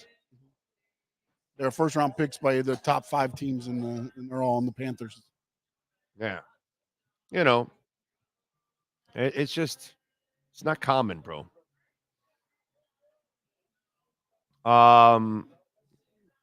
Goofy ass Manning did it 3 times and working on number 4. Yeah. And apparently, and that kid looks good too. So we'll see if I wouldn't be surprised. There's an upbringing there. There's a foundation in the Manning family that gives them an advantage over most families that are athletic. Because you're talking about the most cerebral position that there is in football. And when your dad was great, and by the way, again, this kind of goes, Archie Manning would have been a hell of a lot better. Dude, he took a killing over there. His stats are not as good as they should be. But he was on a terrible team with the New Orleans Saints for many years, and he didn't win shit. You know what I mean? And any of us that know, and you watched him, you know that he was a heck of a player. It's just he was on a terrible team. This happens. And so Archie gets to teach Peyton and Eli. And now these guys get to pass on, you know, to what's the kid's name now? Now I'm forgetting his name. God, now I'm brain farting. What the hell is that kid's name? But anyway, so, you know, now you get to pass it on to him. And that's just, and if you have the ability and then, you know, that kid gets to go into that mindset. Now, they all didn't have it, right? The third brother, he's really funny. He's got a skill set that is in something else Scooter or whatever the hell his name is. I forgot his name, but he's actually got a great sense of humor. You know what I mean? So the Lord blessed him in another way, which is pretty cool. You know, but yeah, it's not normal, man. It's not normal. Arch, it is Arch. That's right, from Archie Manning Arch. There you go. Let's see what else. The best father and duo was Man of War and War Admiral. Is this like a wrestling reference? Man of War and War Admiral, best father and son duo. Is Rosendo talking wrestling now? What the hell is that, Rosendo? I don't know that. Isn't he a history teacher? So I'm guessing. Oh, okay. That's something else. Okay. All right. No, that's way above my pay grade then. Yeah, Rosendo's now trying to do with intelligent shit. That's not who I am. He's talking what? Horses. Really? Horse racing? Horse racing, yeah. Don't they breed them or whatever? Yeah, they so. do. Yeah, no, yeah, definitely. But I don't know enough about horse racing. I do remember Man of War. I believe that was the one that won. Like I do remember that name, Man of War, as in a horse racing. Yes, I remember that. Okay. I did not when you said it the first time, though. Wow, he knows that horse's dad. Wow. Let's see. Big Weight was a badass. You see him in both the kids now. Big Weight? Or maybe does he mean, I don't know what he means now. I have no idea what that man means with that. All right, what else do we have? By the way, the NHL Finals averaged 8.8 million views per game across North America, up 85%. Most watched finals since 2013. Panthers good for TV? Because, I mean, Boston's there all the time. And the Rangers are, it's a New York market. But the buzz was the Panthers a lot of times. When I see people talk about them, the Panthers got a lot of praise from a lot of these analysts. The people that actually follow the sport and really know more about it than I do, they were actually fans of the style of the Panthers. So it's pretty cool that the NHL, not only gets a great example that they have another expansion type team win a cup, because this is one of the newer teams of the last, 35 years in this league. You have a few new teams. This is one of them, just like Tampa Bay. You have 3 cups here now in the last 5 years between Tampa and Florida. And then on top of all of that, you've got eyes watching Florida games. And that's pretty cool, because not only are they picking up fans here locally and they're building up their fan base locally, but now they're building up their fan base nationally, because more and more people are watching the Panthers. And when you see eyes like that, this is stuff that you cannot deny. And so you're talking about one of the most watched Cup finals, and it isn't because of Edmonton. It's going to be because of the Florida Panthers, a North American team, a United States American team, not a Canadian team. And a Montreal, or especially a Toronto, okay, a huge market like that, I can see that closer to the East Coast, okay. But Edmonton, that's not going to draw, and it's not like Canada is all getting behind Edmonton. This is a Panther thing. And so credit to Viola and Sifu for sticking through all of this, building everything up, and now their brand is growing on a national level. It's pretty cool. It's pretty damn cool to see. I like that. So the Knicks trade for Mikal Bridges, and now yesterday, OG Anunoby is going to sign a 5-year, $212 million deal with the Knicks. That's crazy, dude. That's Wow, he's a good player. I'm not saying anything. It's just, and they've been able to load up. This is why they're moving ahead of the Heat. And even if you bring back Jimmy Butler, you do not have anything to put around him to cut the deficit between all those teams. Plus, he cannot stay healthy in the regular season. So this is going to be a disaster. It is not a good thing. Cash App or Venmo at Cash Big O Show. That is Cash Big O Show. Cash App or Venmo. Hateful Steve in the house on Venmo. Remember, you can make a Bitcoin donation also, which, we love our Bitcoin donations. Cash App or Venmo at Cash Big O Show. Oh, have you discussed this news that Fort Lauderdale is trying to get the Panthers to move to downtown Lauderdale when their lease is up in 2028? Not going to happen, dude. No shot. It's they just built the practice facility at War Memorial. There really isn't property there. It would cost so much money to do that.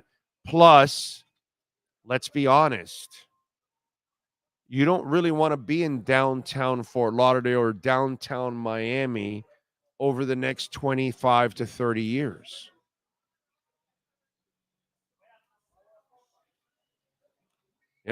Climate's kind of changing, Steve. You may want to get away from the coast. You may want to go a little bit more inward where you're at now and just keep building your brand and practice at War Memorial, and you've created a great place there too, so fans can come to. I think they're fine where they're at. And by the way, Steve, God, man, you want to torture us too, dude. Why would you want to move east? Do you know what a pain in the ass it is to get in and out of those areas? It's terrible. Where the arena is at now, oh my God, it is so beautiful, Steve. It is the best ingress and egress I have ever seen for a South Florida arena, stadium, anything. And I've seen and been to them all. I don't care if we're talking about the Hollywood Sportatorium or we're talking about the Sunrise Musical Theater, the Orange Bowl. I don't care if it's the James L. Knight Center. I don't care if it's the West Palm Beach Auditorium. I've been to it all here, born and raised in South Florida. I've never seen anything like what they did with that Amerant Bank Arena, how they built it, and how it's situated to get in and out of there quickly. And it's a fantastic arena. Is there anything wrong with that arena? I don't think so. Yeah. That would be a waste of money. And it would create more problems. Oh, my God. They're going to go into the public trough, my brother. And then that's more for the taxpayers? No way, Steve. No way. Well, makes no sense. The parking there, oh, it's gonna have to be a garage, right? You can't be like you're at downtown at Amerant Bank. It's spread out. Where are you gonna build a park? Where are you gonna park? No. Yeah. And the only other thing, where are you building in La Sola? The only thing that would make sense is that they build the stadium where they just built, where the War Memorial is. Basically, close Holiday Park. Right. And make that the stadium area. That would be the only thing that would. And to get out of there? Well, no. I mean, still, you're getting in and out is still terrible. Hell, but there's that's no the only area where there. there's land that you could even make something decent size. Because what are you tearing down to build now? Yeah. What's going away in Fort Lauderdale? And by the way, and you build the arena there, now you take out my Parker Playhouse. Yeah. Which by the way, they just put in. I want to say like $18 million into the Parker Playhouse. I don't think you that's probably going don't anywhere. go to. You probably don't go to the Parker, but I've gone to the Parker. I go there all the time for shows, and it's beautiful, man. And so you would have to like Sean is right. You would have to destroy everything in that area to build that arena, and still, the amount of money and no, dude, it's not worth it. It's not worth it. And Fort Lauderdale is underwater. Eastern Fort Lauderdale has this little shower, and it's completely underwater. The triple, it's the Kaseya Center, a little bit of water, and all of that downtown Brickell area is underwater. Steve, do you live here? Do you live in South Florida? Do you go to these places? No way, dude. Frankie said the other one, Homestead Speedway, is another one that's easier to get in and out of because there's so many different ways. He's right. Of getting out, and then especially if you got media. Yeah, media, they take you through the field. It's even easier. To get in and out of there, that one's but again, the events there are rare. It's not in a downtown area, either. Right? It's not right. It's in a very rural area. Yeah, it is kind of easy. You're right about that. It isn't bad to get out of there. That's a pretty good one, but still, it's just no way, bro. No way. That's what makes the I almost said Kaseya Center, but that's what makes Amaret Banks so good too. Is it's in that rural area, other than Sawgrass, of course. Right. There's not a lot around. Right. That way, even I if love traffic, it. Yeah. I love going there. I love that I can go in and out of there quickly. It is a beautiful convenience, man. I really, really love it. But that's just me. You know what I'm saying? Let's see. What else do we have? Man, I remember when we drafted Harold Miner, number 12 overall. I remember that. I was so happy, but it didn't take too long for him to he just wasn't good enough. Unfortunately, he had physical talent, but he just wasn't good enough.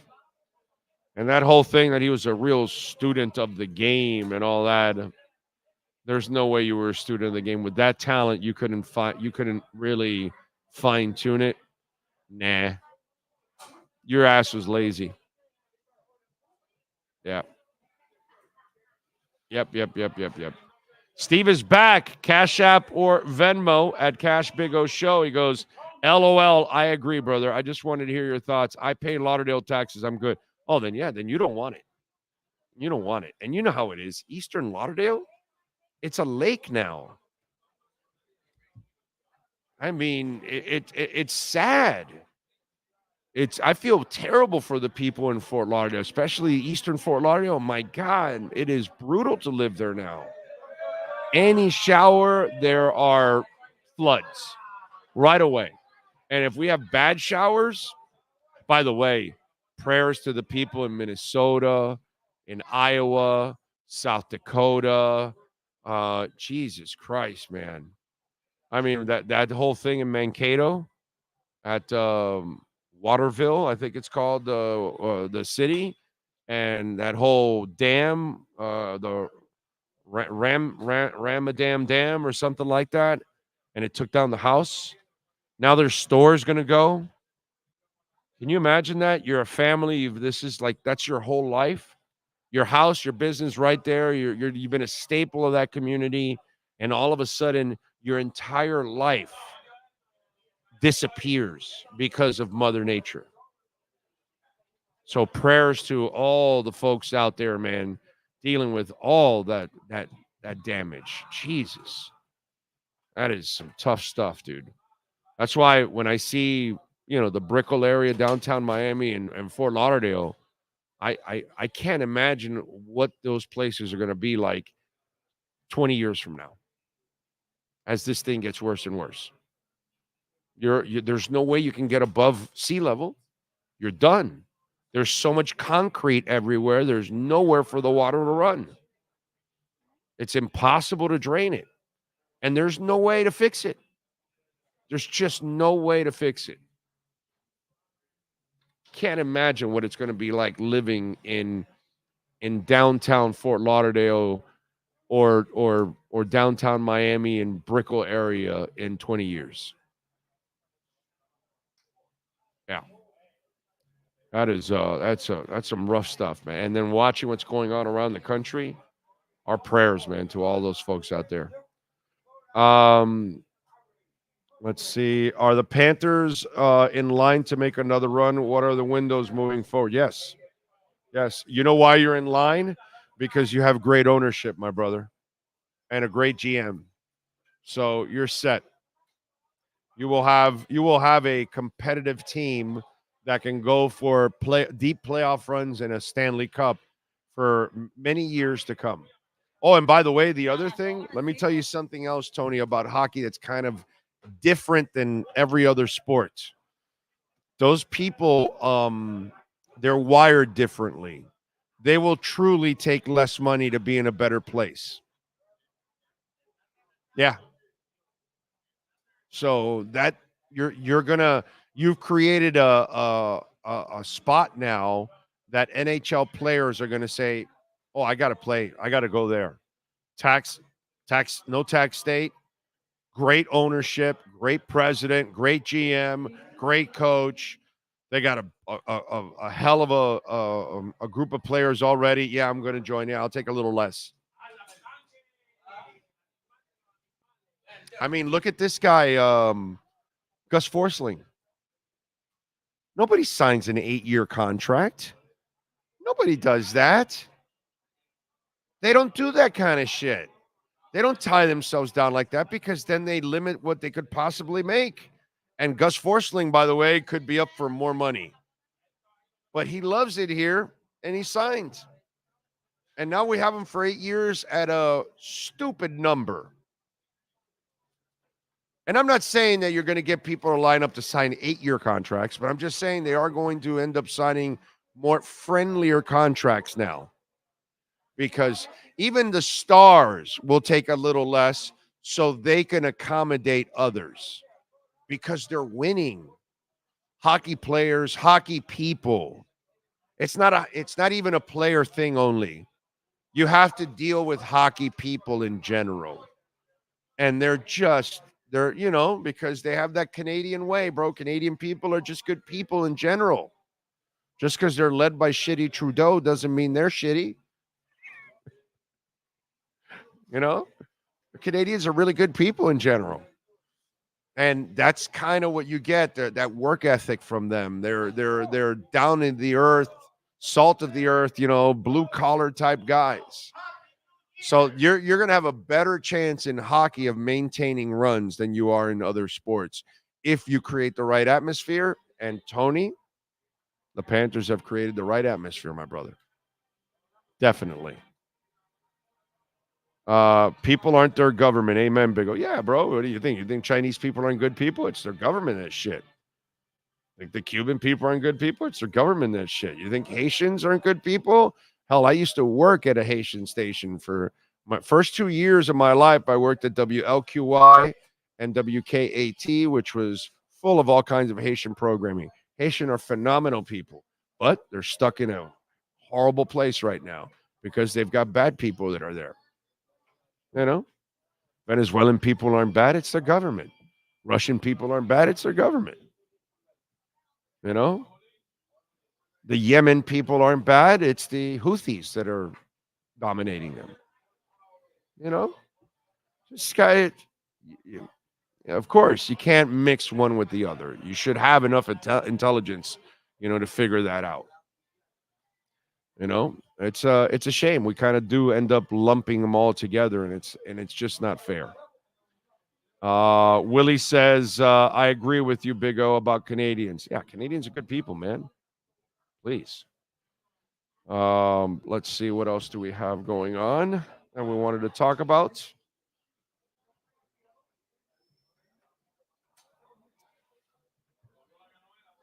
All right, well, we talked a little bit about the TUA situation and the whole emotional state of it all.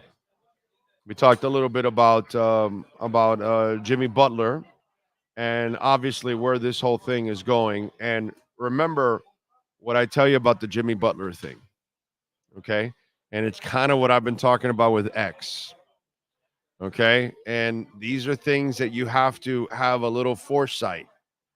And you have to get off the gravy train. And with X, we talked about it after the 10 interceptions. You got to get off the gravy train before it breaks down. And the Dolphins didn't. And it broke down and you got nothing. Okay? Jimmy Butler showed you his ways 2 years ago. And you probably should have traded him last year. That's what I said. And you hung on to him another year and look what ended up happening. He did another year where he didn't try in the regular season, and he broke down in the playoffs. And so you still have a chance to get rid of him. Hopefully you'll be able to do it. And it's just the same thing that I tell you with Tyreek. You've gotten the 1,700-plus yard seasons now 2 years in a row. You're going to get another one this year, hopefully. How many more do you think you're really going to get at a guy that's going to go into his 30s? Receivers don't stay dominant in that time. You have to learn to get off the gravy train at the right time. And that's the important decision. And that's where, I would say the Dolphins failed to get off the gravy train with X after the 10 interceptions. That was the moment you should have marketed him and gone out there and traded him and picked up something for him. Now you got nothing. I understood why they kept him, because they were going to try to make a run here and try to put things together. But, for whatever reason, it didn't work out. Okay. You had the injuries and all that stuff. The 2 years didn't go well for you. But lesson learned. You got to get off and with Jimmy Butler, it is time to get off that gravy train.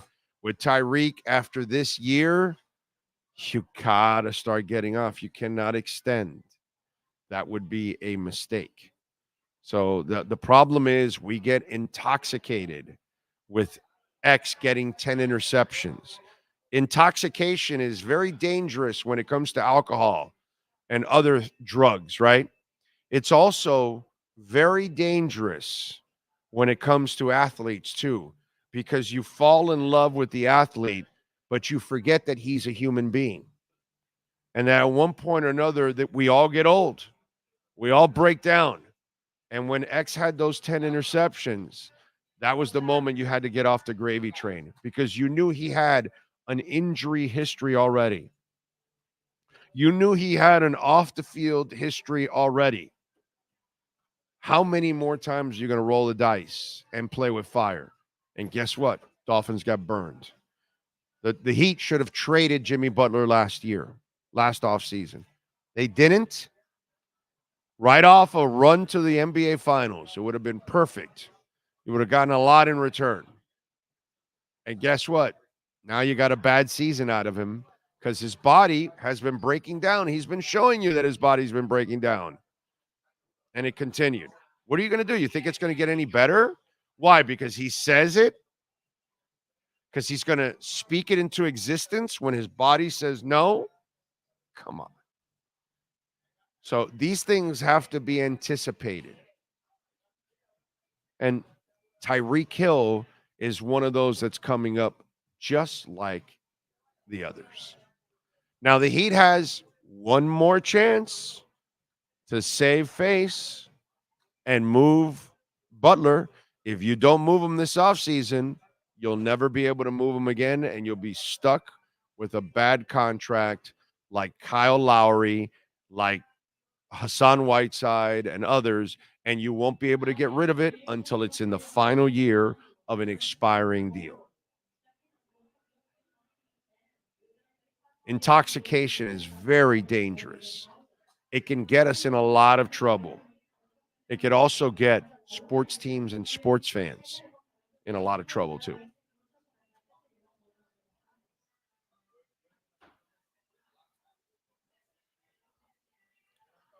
All right. Let's see. By the way, I see that Randall Cobb survived a scare. Did you see that shit? His Tesla Charger? Oh, you don't know the story. You just saw the headline. Dude, it was his Tesla Charger. Can you believe that? His Tesla Charger lit his house on fire. And that's how he got out. He was able to get his family and his clothes on his back and gone. Wife Ada revealed the details of the harrowing blaze in her Instagram story. We're lucky to be alive. The Tesla Charger caught on fire in the garage late last night and quickly spread. We got out of the house with nothing but the clothes on our backs, no shoes on our feet. I'll explain more later, but posting this in case I miss any appointments, calls, texts, meetings. Thank you, God. So, and the garage looks like it's just absolutely mangled. They have 3 young sons, Cade, Caspian, and Chance. Randall then offered the update. Thank you for the love. and positive messages. First and foremost, we're all safe and healthy. We got out of the house, and I was able to go back in and get our dog, Louie. We can't thank Chief Crowthers, Captain Irving, and Nashville Fire Department enough for the swift action. I get the image of the brave firefighters getting into position out of my head and didn't even have water to shoot yet. I truly thought the cars were going to explode, that we would load him to this tragedy. He is a true hero. Unfortunately, we don't know how much, if anything, will be salvageable, but this has been a reminder that nothing is more important than the health of our family. We are grateful for our incredible community in Nashville and support from our close friends that have given us a temporary roof over our heads and shoulders to lean on. So, watch out with that Tesla Charger. Holy shit. How about that, dude? Big O, did you agree with Whiteside signing? No, I did not. See, Dola, I guess you weren't watching. I was very critical of the Whiteside signing. I understood what they were trying to do, the whole potential bullshit, but I was completely against Deion Waiters. I was completely against Johnson and Whiteside. I was completely against all those contracts. I would have signed them all to one-year deals. And, you want to run it back? Okay, great. These are all journeymen, bro. These aren't, you don't build anything with these guys. Get the hell out of here, dude. How ridiculous is that? It's just stupid. So, yeah, listen, I love Riley, and I said it, and you'll never hear me say fire Riley. But I will tell you, he's made a lot of mistakes the last 10 years. Starting with Shabazz Napier and Bob and Granger, and then it was, the Whiteside and Dion and, just a lot of shit, dude. The extension to Tyler Hero and Deadman and it just and giving away first round picks and bad moves and Kyle Lowry and I love this franchise to death. I'll defend the Harrison family. I will defend Pat Riley, but I will say they have been far from really good the last 10 years. It's Spo that's been better than anybody could ever imagine. Spo's the real MVP of that franchise. There's no more important person in the Miami Heat franchise right now than Eric Spoelstra. But their personnel decisions at times have been very effed up. So, yeah, I've been against a lot of the shit that they've done in the last 10 years. I've been very critical of it. It's kind of stopped. And look, the whole Jimmy Butler. We can start with that one. You can add that one too. They're already effed up in my eyes by not trading him last year. And my God, after everything you don't trade him again if you don't trade him this year, this offseason, I can't help you. I can't help you. The writing's on the wall. If you don't see it, you can lead a horse to water.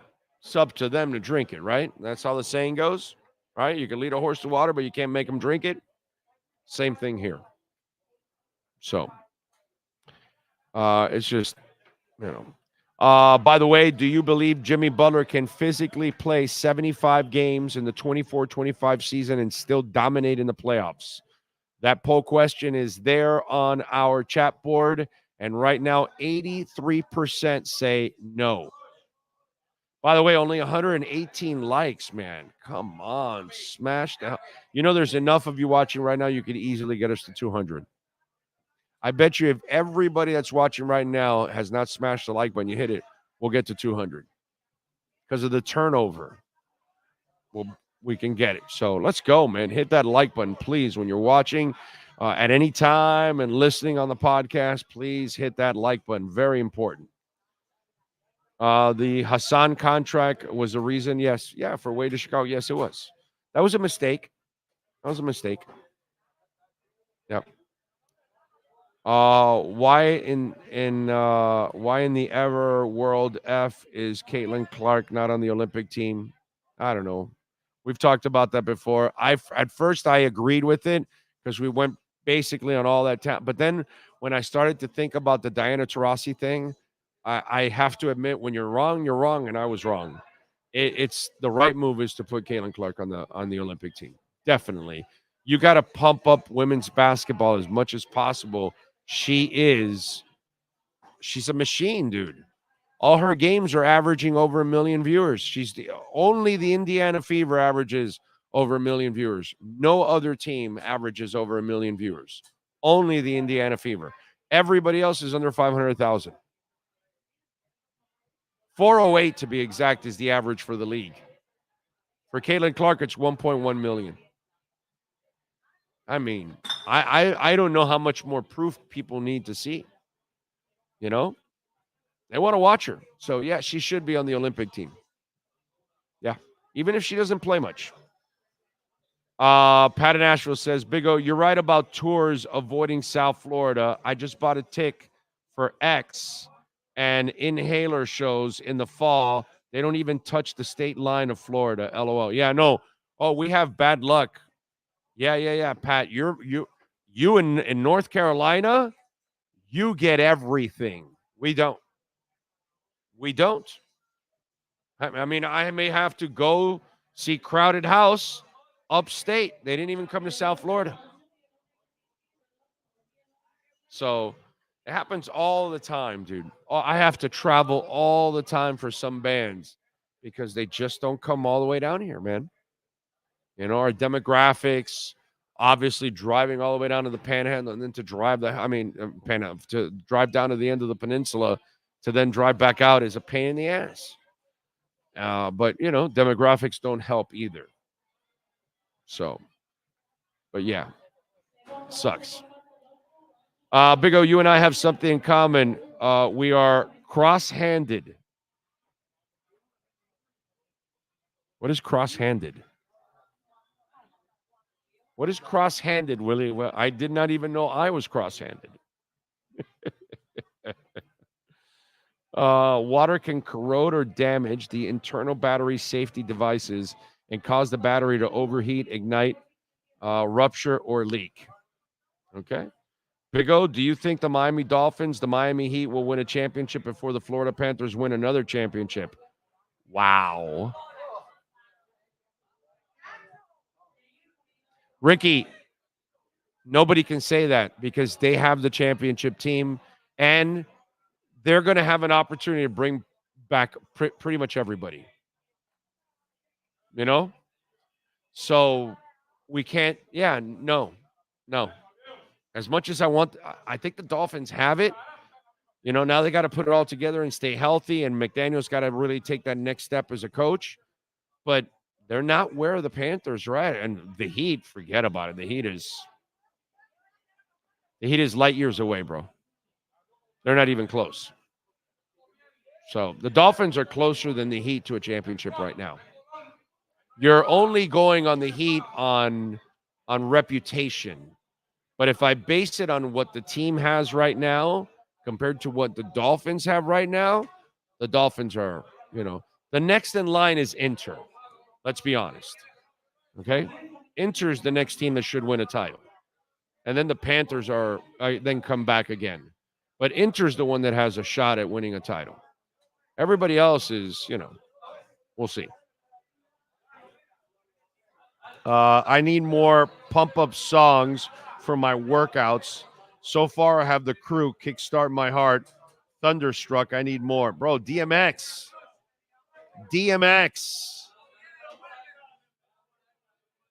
I'm telling you, DMX. Tons of songs there. DMX is great workout music. Some of my favorite. It's all you need to know right there. A little DMX, and you're good. Are you going to watch the two senile old farts debate tonight? You're not even going to watch it for the for the what's it called, for the train wreck purposes of these two idiots? No, I got better things to do with my time. I don't blame you. Send me the Cliff Notes version. Well, you'll hear it tomorrow on the show. I'll be making fun of both of them, like I always do. But yeah, God, to think that that's all we have to pick from. These two old senile farts. Two guys that have no idea what the hell they're doing or where they're standing. They're debating where WCW was filmed back in the 80s. The NWA and WCW were filmed. So a wrestling tie-in there. That would be productive, actually. And Trump is in the WWE Hall of Fame, by the way. There you go. All right, let's go with birthdays for musicians. Evan David Taubenfeld, singer, guitarist for Avril Lavigne. Let's see.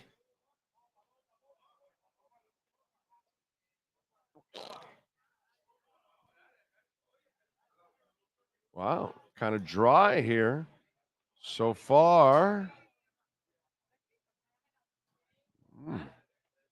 Joey Covington, born in 1945 on this date, drummer, best known for his involvement with Jefferson Airplane, Hot Tuna, and Starship. Covington died in an automobile accident back in 2013. Bruce Johnston, vocal guitarist for the Beach Boys, born in the state in 1944. Not a lot of musicians. Not a lot of big-time musicians today. Let's go with others. Khloe Kardashian is 40 years old. Tobey Maguire is 49. Helen Keller was born in the state in 1880, lost her in 1968. They didn't have that on the musicians list. She's good, man. Her is 27 years old. Drake Bell is 38. Let's see. J.J. Abrams, director, ass-kicking director. He is 58 years old.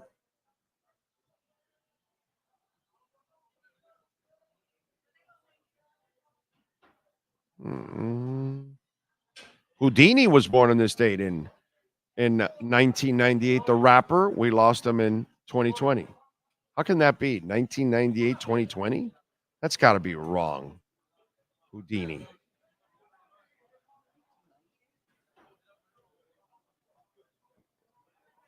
I mean, it says he began making a name for himself in 2016. Oh, no, he was born in 98 and then 2020. There we go. That's more like it. Okay, yeah, 98, right. 98, I'm sorry, and 2020. I don't know if I said that right.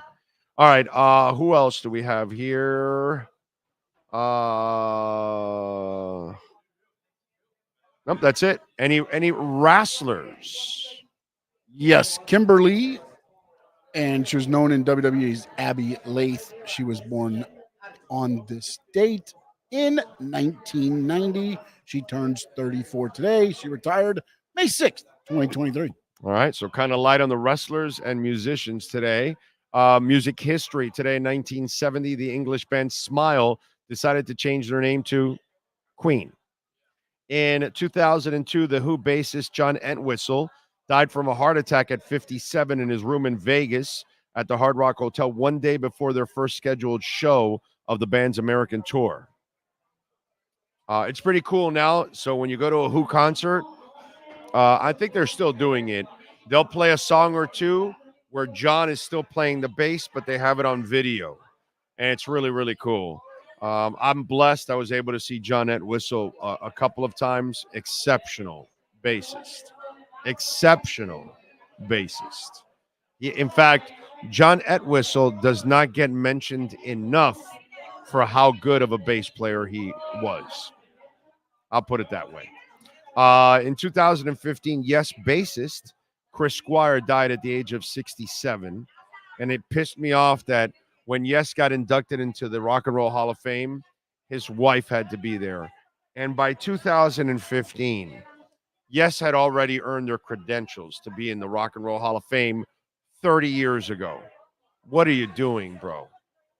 What are you doing? Give Chris Squire the moment that he deserved before he died, bro. Now, the guy dies in 2015. He should have been celebrated in the 90s when you were doing the Rock and Roll Hall of Fame. I don't get it. I mean, and when we talk about,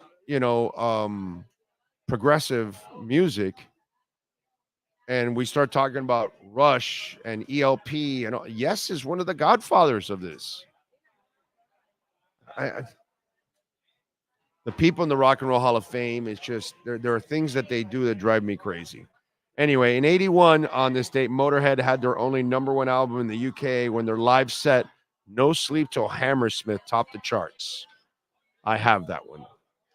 In 94, Aerosmith became the first major band to let fans download a full new track for free from the internet.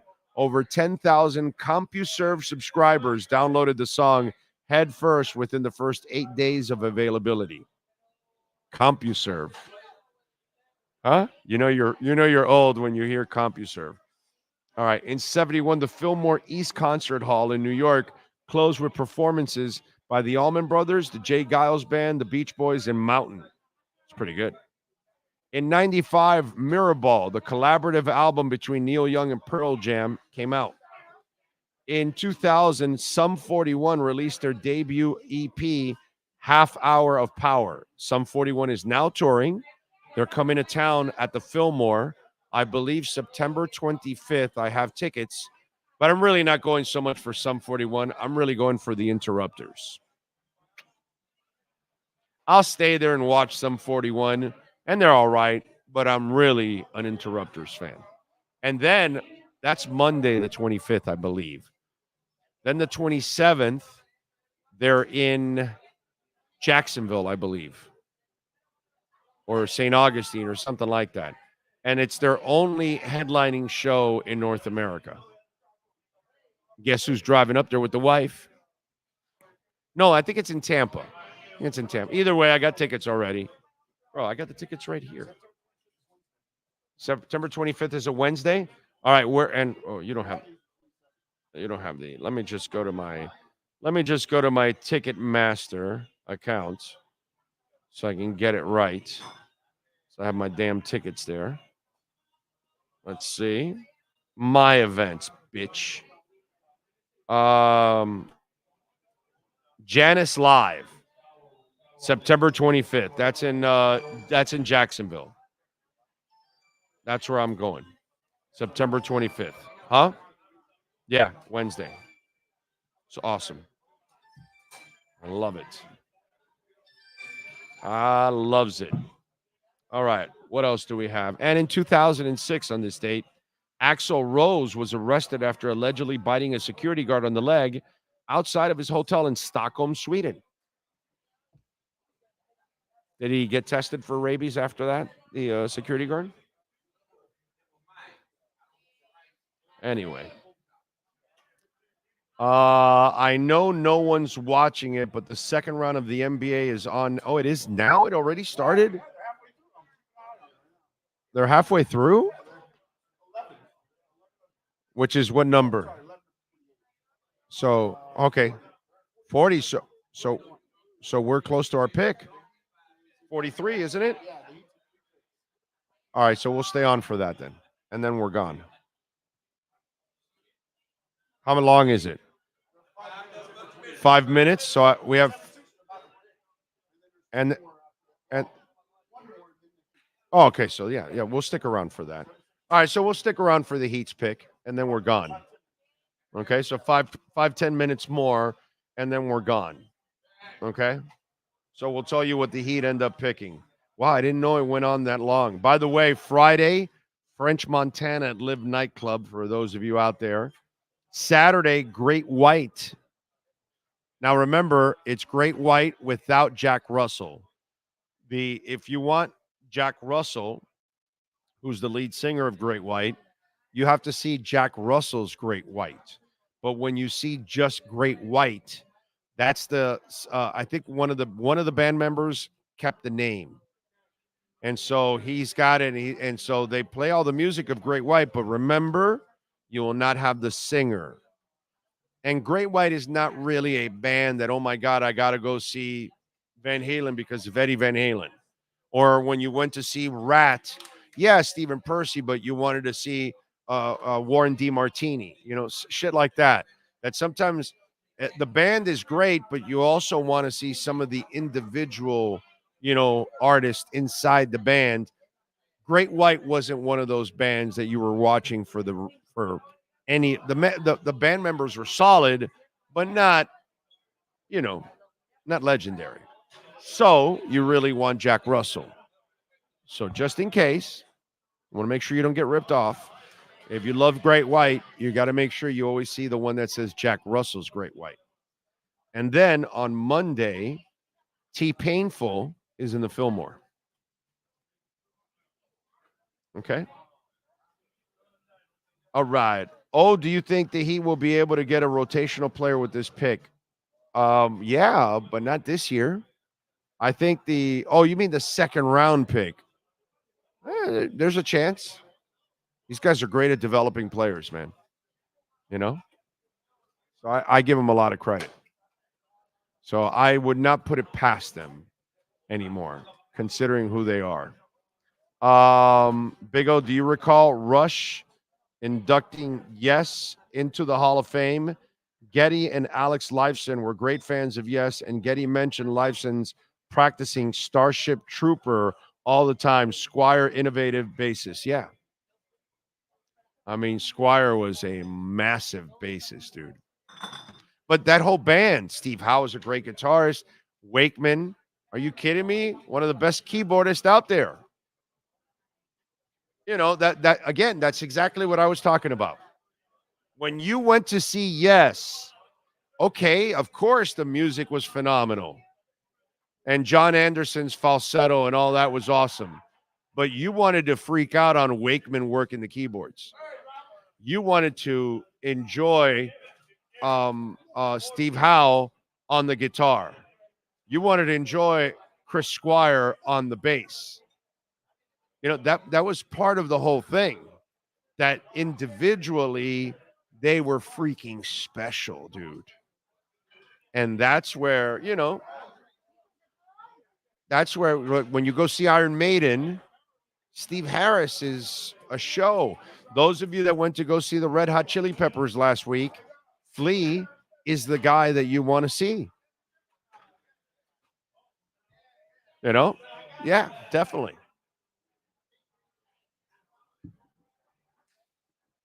You're so right. Chris Squire's bass is just phenomenal. Yes, Rich Paul telling teams not to draft Bronny because he's threatening to go to Australia. Not only that, the other thing, Alex, is he told everybody that whoever drafts him, you have to give him a guaranteed contract. And so I almost think mostly you don't give second rounders guaranteed contracts. I almost feel like he's trying to lead him to the Lakers, because the Lakers will give him the guaranteed contract, because the Lakers don't give a shit about money. They got plenty of money. Money's not an issue for them. You know what I'm saying? So they'll do that. They'll to appease LeBron, they'll do that. The question is, I don't think the Lakers have another pick. Oh, they do? They acquired one? Okay, so then that's where they'll pick him at 55. Of course. A favor for LeBron. And if I'm Bronny, deep down inside, I'm not feeling good about myself. I'm like, I got in here because my dad did the favor for me, and I'm not doing it on my own. It's kind of lame. Yeah.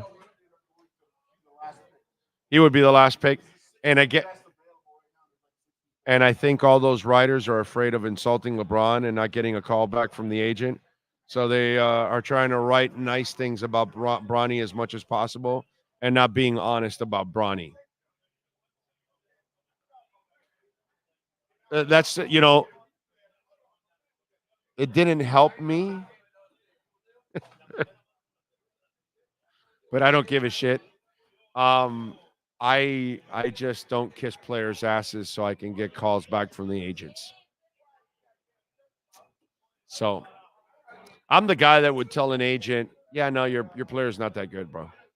You're selling me bullshit. And most writers, reporters, they'll never tell an agent that. I will. I'm sorry, bro. I'm gonna call it like I see it, just the way it is. It's just the way we do the show. It's the way I am.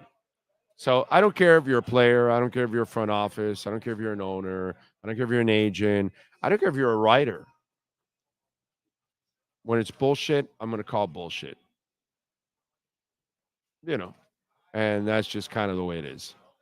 So I almost feel like there's a lot of crap going on right now around Bronny, and a lot of the media is just punked out completely, and they're afraid of really saying what they're probably hearing from scouts. Yeah, we're not touching that guy. Again, 4.9 points, barely a season at USC. Where does it say he's draftable? So many others accomplished way more than he has in college. Way more. He's just got a name, dude. He had a heart condition. Yeah. For some reason, I remember Shaquille O'Neal's kid had an issue with. I thought I was thinking. Yeah. No. Okay. But no. This was a heart problem. We're on the clock. Okay. All right. I like it.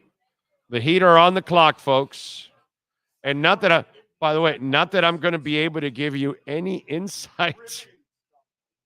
No, it's just I'm not even going to know the player they draft. Whoever it is here in the second round. They'll pick somebody that I have no idea who it is. And all you have to do, by the way, is follow Shams Charania, because he'll put it before it's even mentioned.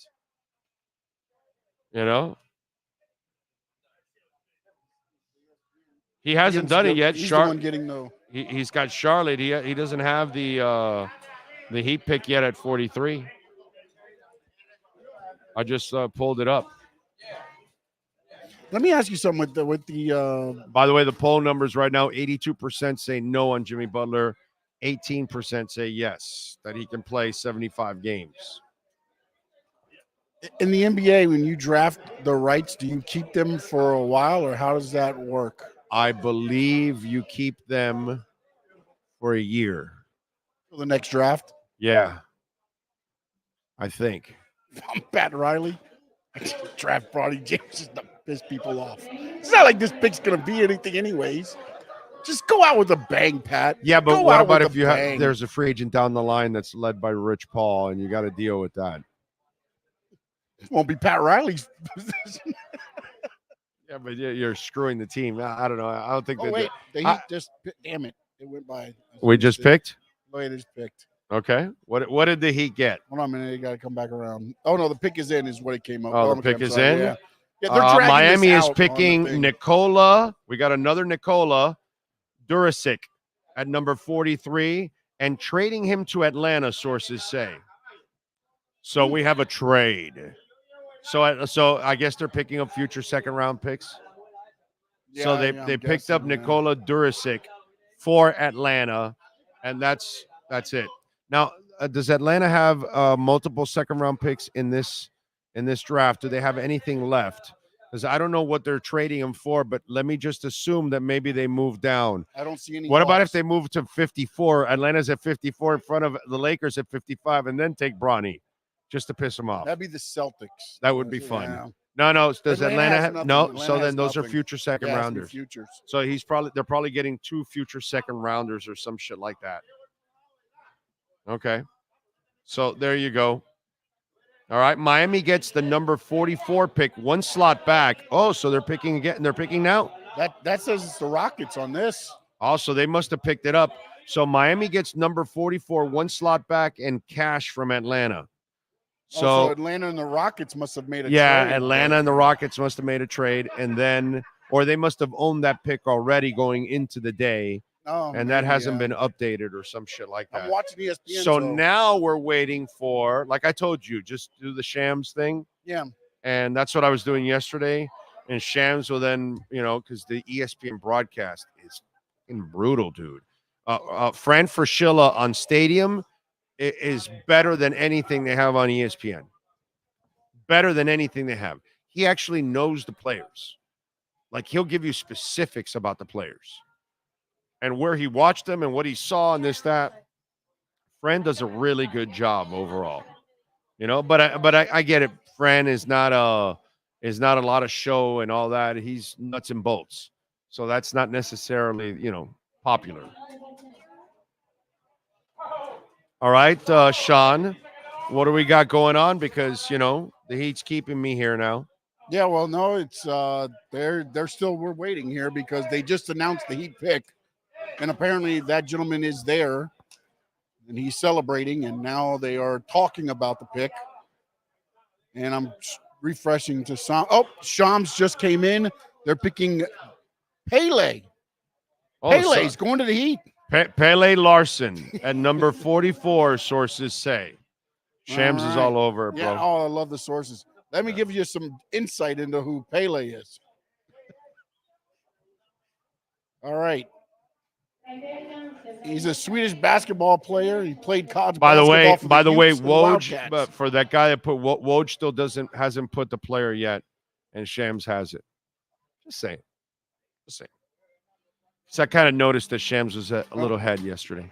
Also, the NFL just breaking news. It's when Woj gets bombs, he does that. But on the draft stuff, he's smoking. And plus, he's also stuck on the ESPN coverage, so he can't. Right. Oh, yeah. He can't go and do what he to ahead of the ESPN coverage. That's a great point. Yeah, because they're behind. They're still like 2 picks behind. Excellent point. Stuck at the desk. Excellent. NFL point. ordered to pay $4.7 billion in Sunday ticket antitrust suit. Nice. So we're going to get some money back. Awesome. I'm looking forward to the $4.42 that I'm going to get back from them. Yes. That should about cover half of a percent of the fee for this year coming up. So the Pele guy, soccer player, yes, he hell of a soccer player for Arizona this year. Okay. He impressive stats. He averages about 8 points a game. Okay. So 4 better than Broddy. Put him up in that 44 pick. Oh, that is awesome. But he is a guard. So, again, I don't know what they're aiming for. And remember, Ira was on. He said, will they go need or will they go best available? I'm not sure where this falls into that category because I don't follow enough to know if he was the best available. He wasn't at the top of the list, so I don't know. All right, so let me give you guys something that you'll like, you'll love. And again, if you win, you must take Sean to a steak dinner. Okay? Because most of you may not know about this. Go to swan.com. They do a great job, by the way. They put up a show every day. Dante Cook. I think Dante's off today and tomorrow, but normally Monday through Friday, he puts on a show. And they have some other broadcast material that they put on YouTube. You should check it out, swan.com, if you're a crypto person. Okay, they're giving away 1 Bitcoin. Go to swan.com, and then you'll see the promotion. Put your email in there. Okay, then they're gonna tell you. Then you go download the app of swan.com. You download it. You open up your account at swan.com. Connect your bank account to it so you can buy Bitcoin if you want. And let me tell you, if you're a Bitcoin person, the first $10,000 that you buy in Bitcoin, which for me will take years and years and years and years, but whatever. But the first $10,000 of Bitcoin that you buy, fee-free. Fee-free. So if you buy $10, you're not paying anything. Not 1%, not 0.5%, no percent. Not 3%, not 4%, nothing. And transfer to your cold wallet, it's always free. No gas fees there either for transfer, ever. So it behooves you to, if you're a Bitcoin person like I am, this will give you a chance to collect your first 10,000 Bitcoin fee-free fee-free, and then transfer any of your Bitcoin, $100, $500. God bless you if you can get to 10,000. Transfer it over to your cold storage wallet, fee-free. You're buying Bitcoin anyways on Cash App or somewhere else. And then you're signing up and you possibly could win a whole Bitcoin, which is almost $61,000 right now, $61,500 right now. And by the time you win it, it could be at 80 or 90 or 100. So there you go. Sign up.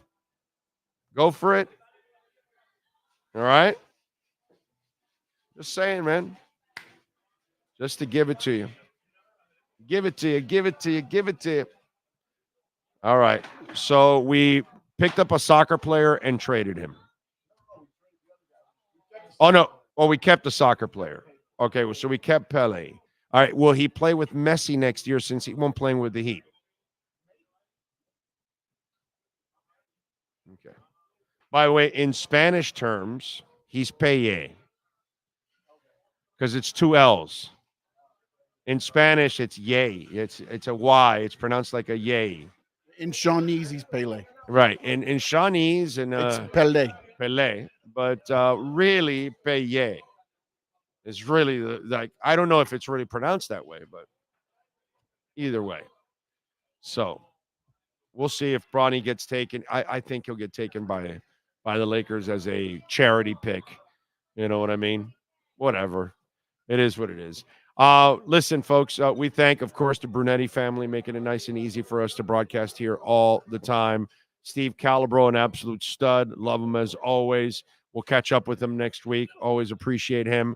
And, of course, Sean Stanley, the man, the myth, the legend. Tomorrow, let's see, Anthony Chang will join us. So we'll talk a little Heat basketball. We'll get the skinny on all the picks. We'll talk Jimmy Butler with him. We'll get his thoughts.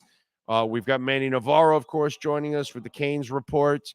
And we've got David Furones. So we could talk a little Dolphins and everything going on with TUA and the negotiations.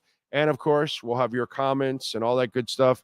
Don't forget to smash the hell out of the like button before you go, or anytime you're watching, please smash it. If you're watching or listening, it's very important that you smash it. And visit our amazing sponsors like Cutter's Edge Pro, Hialeah Park, Acura Pembroke Pines, which will be there tomorrow, live at Acura Pembroke Pines, wrapping up the month, hanging out with Larry Schlossberg and the great people out there. And by the way, the ZRX, you got to go check that out. That thing is awesome. So anyways, tomorrow we're at Acura Pembroke Pines at 10 a.m. We'll see you all tomorrow, same time, same place. Yes, sir? Brett Dodger, I will never accept the $2.99 steak from Ponderosa. No, Brett. Damn. You're going to win a whole Bitcoin? Especially if I know you want a Bitcoin. Taking my man to a Ponderosa steakhouse? Damn. I gave you the heads up. Can I make my first official ban? You have a shot at one Bitcoin. Yeah, you want to ban him, Can I ban him? I mean, he kind of deserves to get banned for that one. Jesus. He's going to win a Bitcoin and take it to Ponderosa? And what are you going to take him for like, dessert? Are you going to take him to Dairy Queen for a hot dog?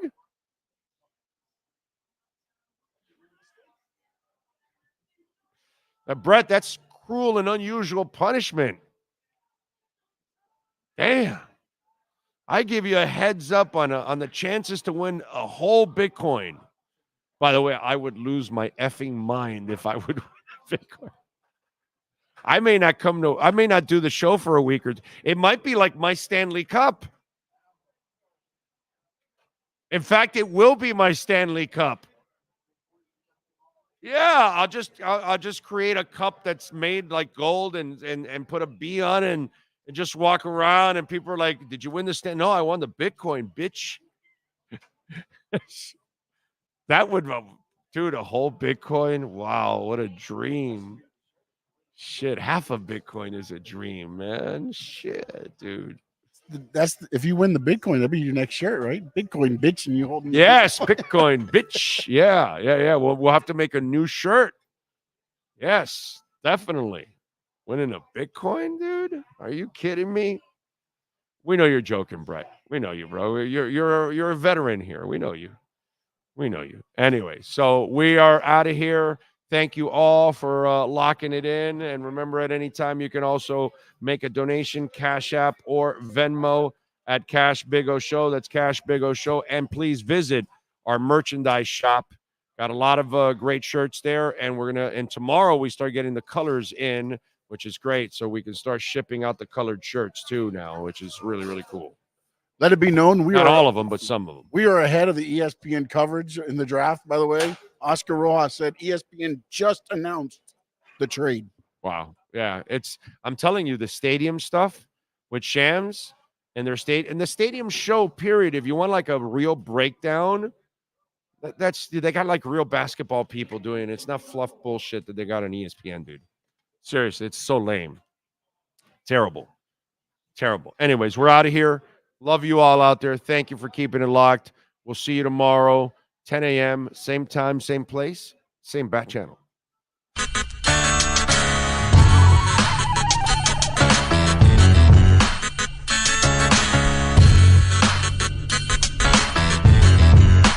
This is the Big O Show. This is the Big O Show.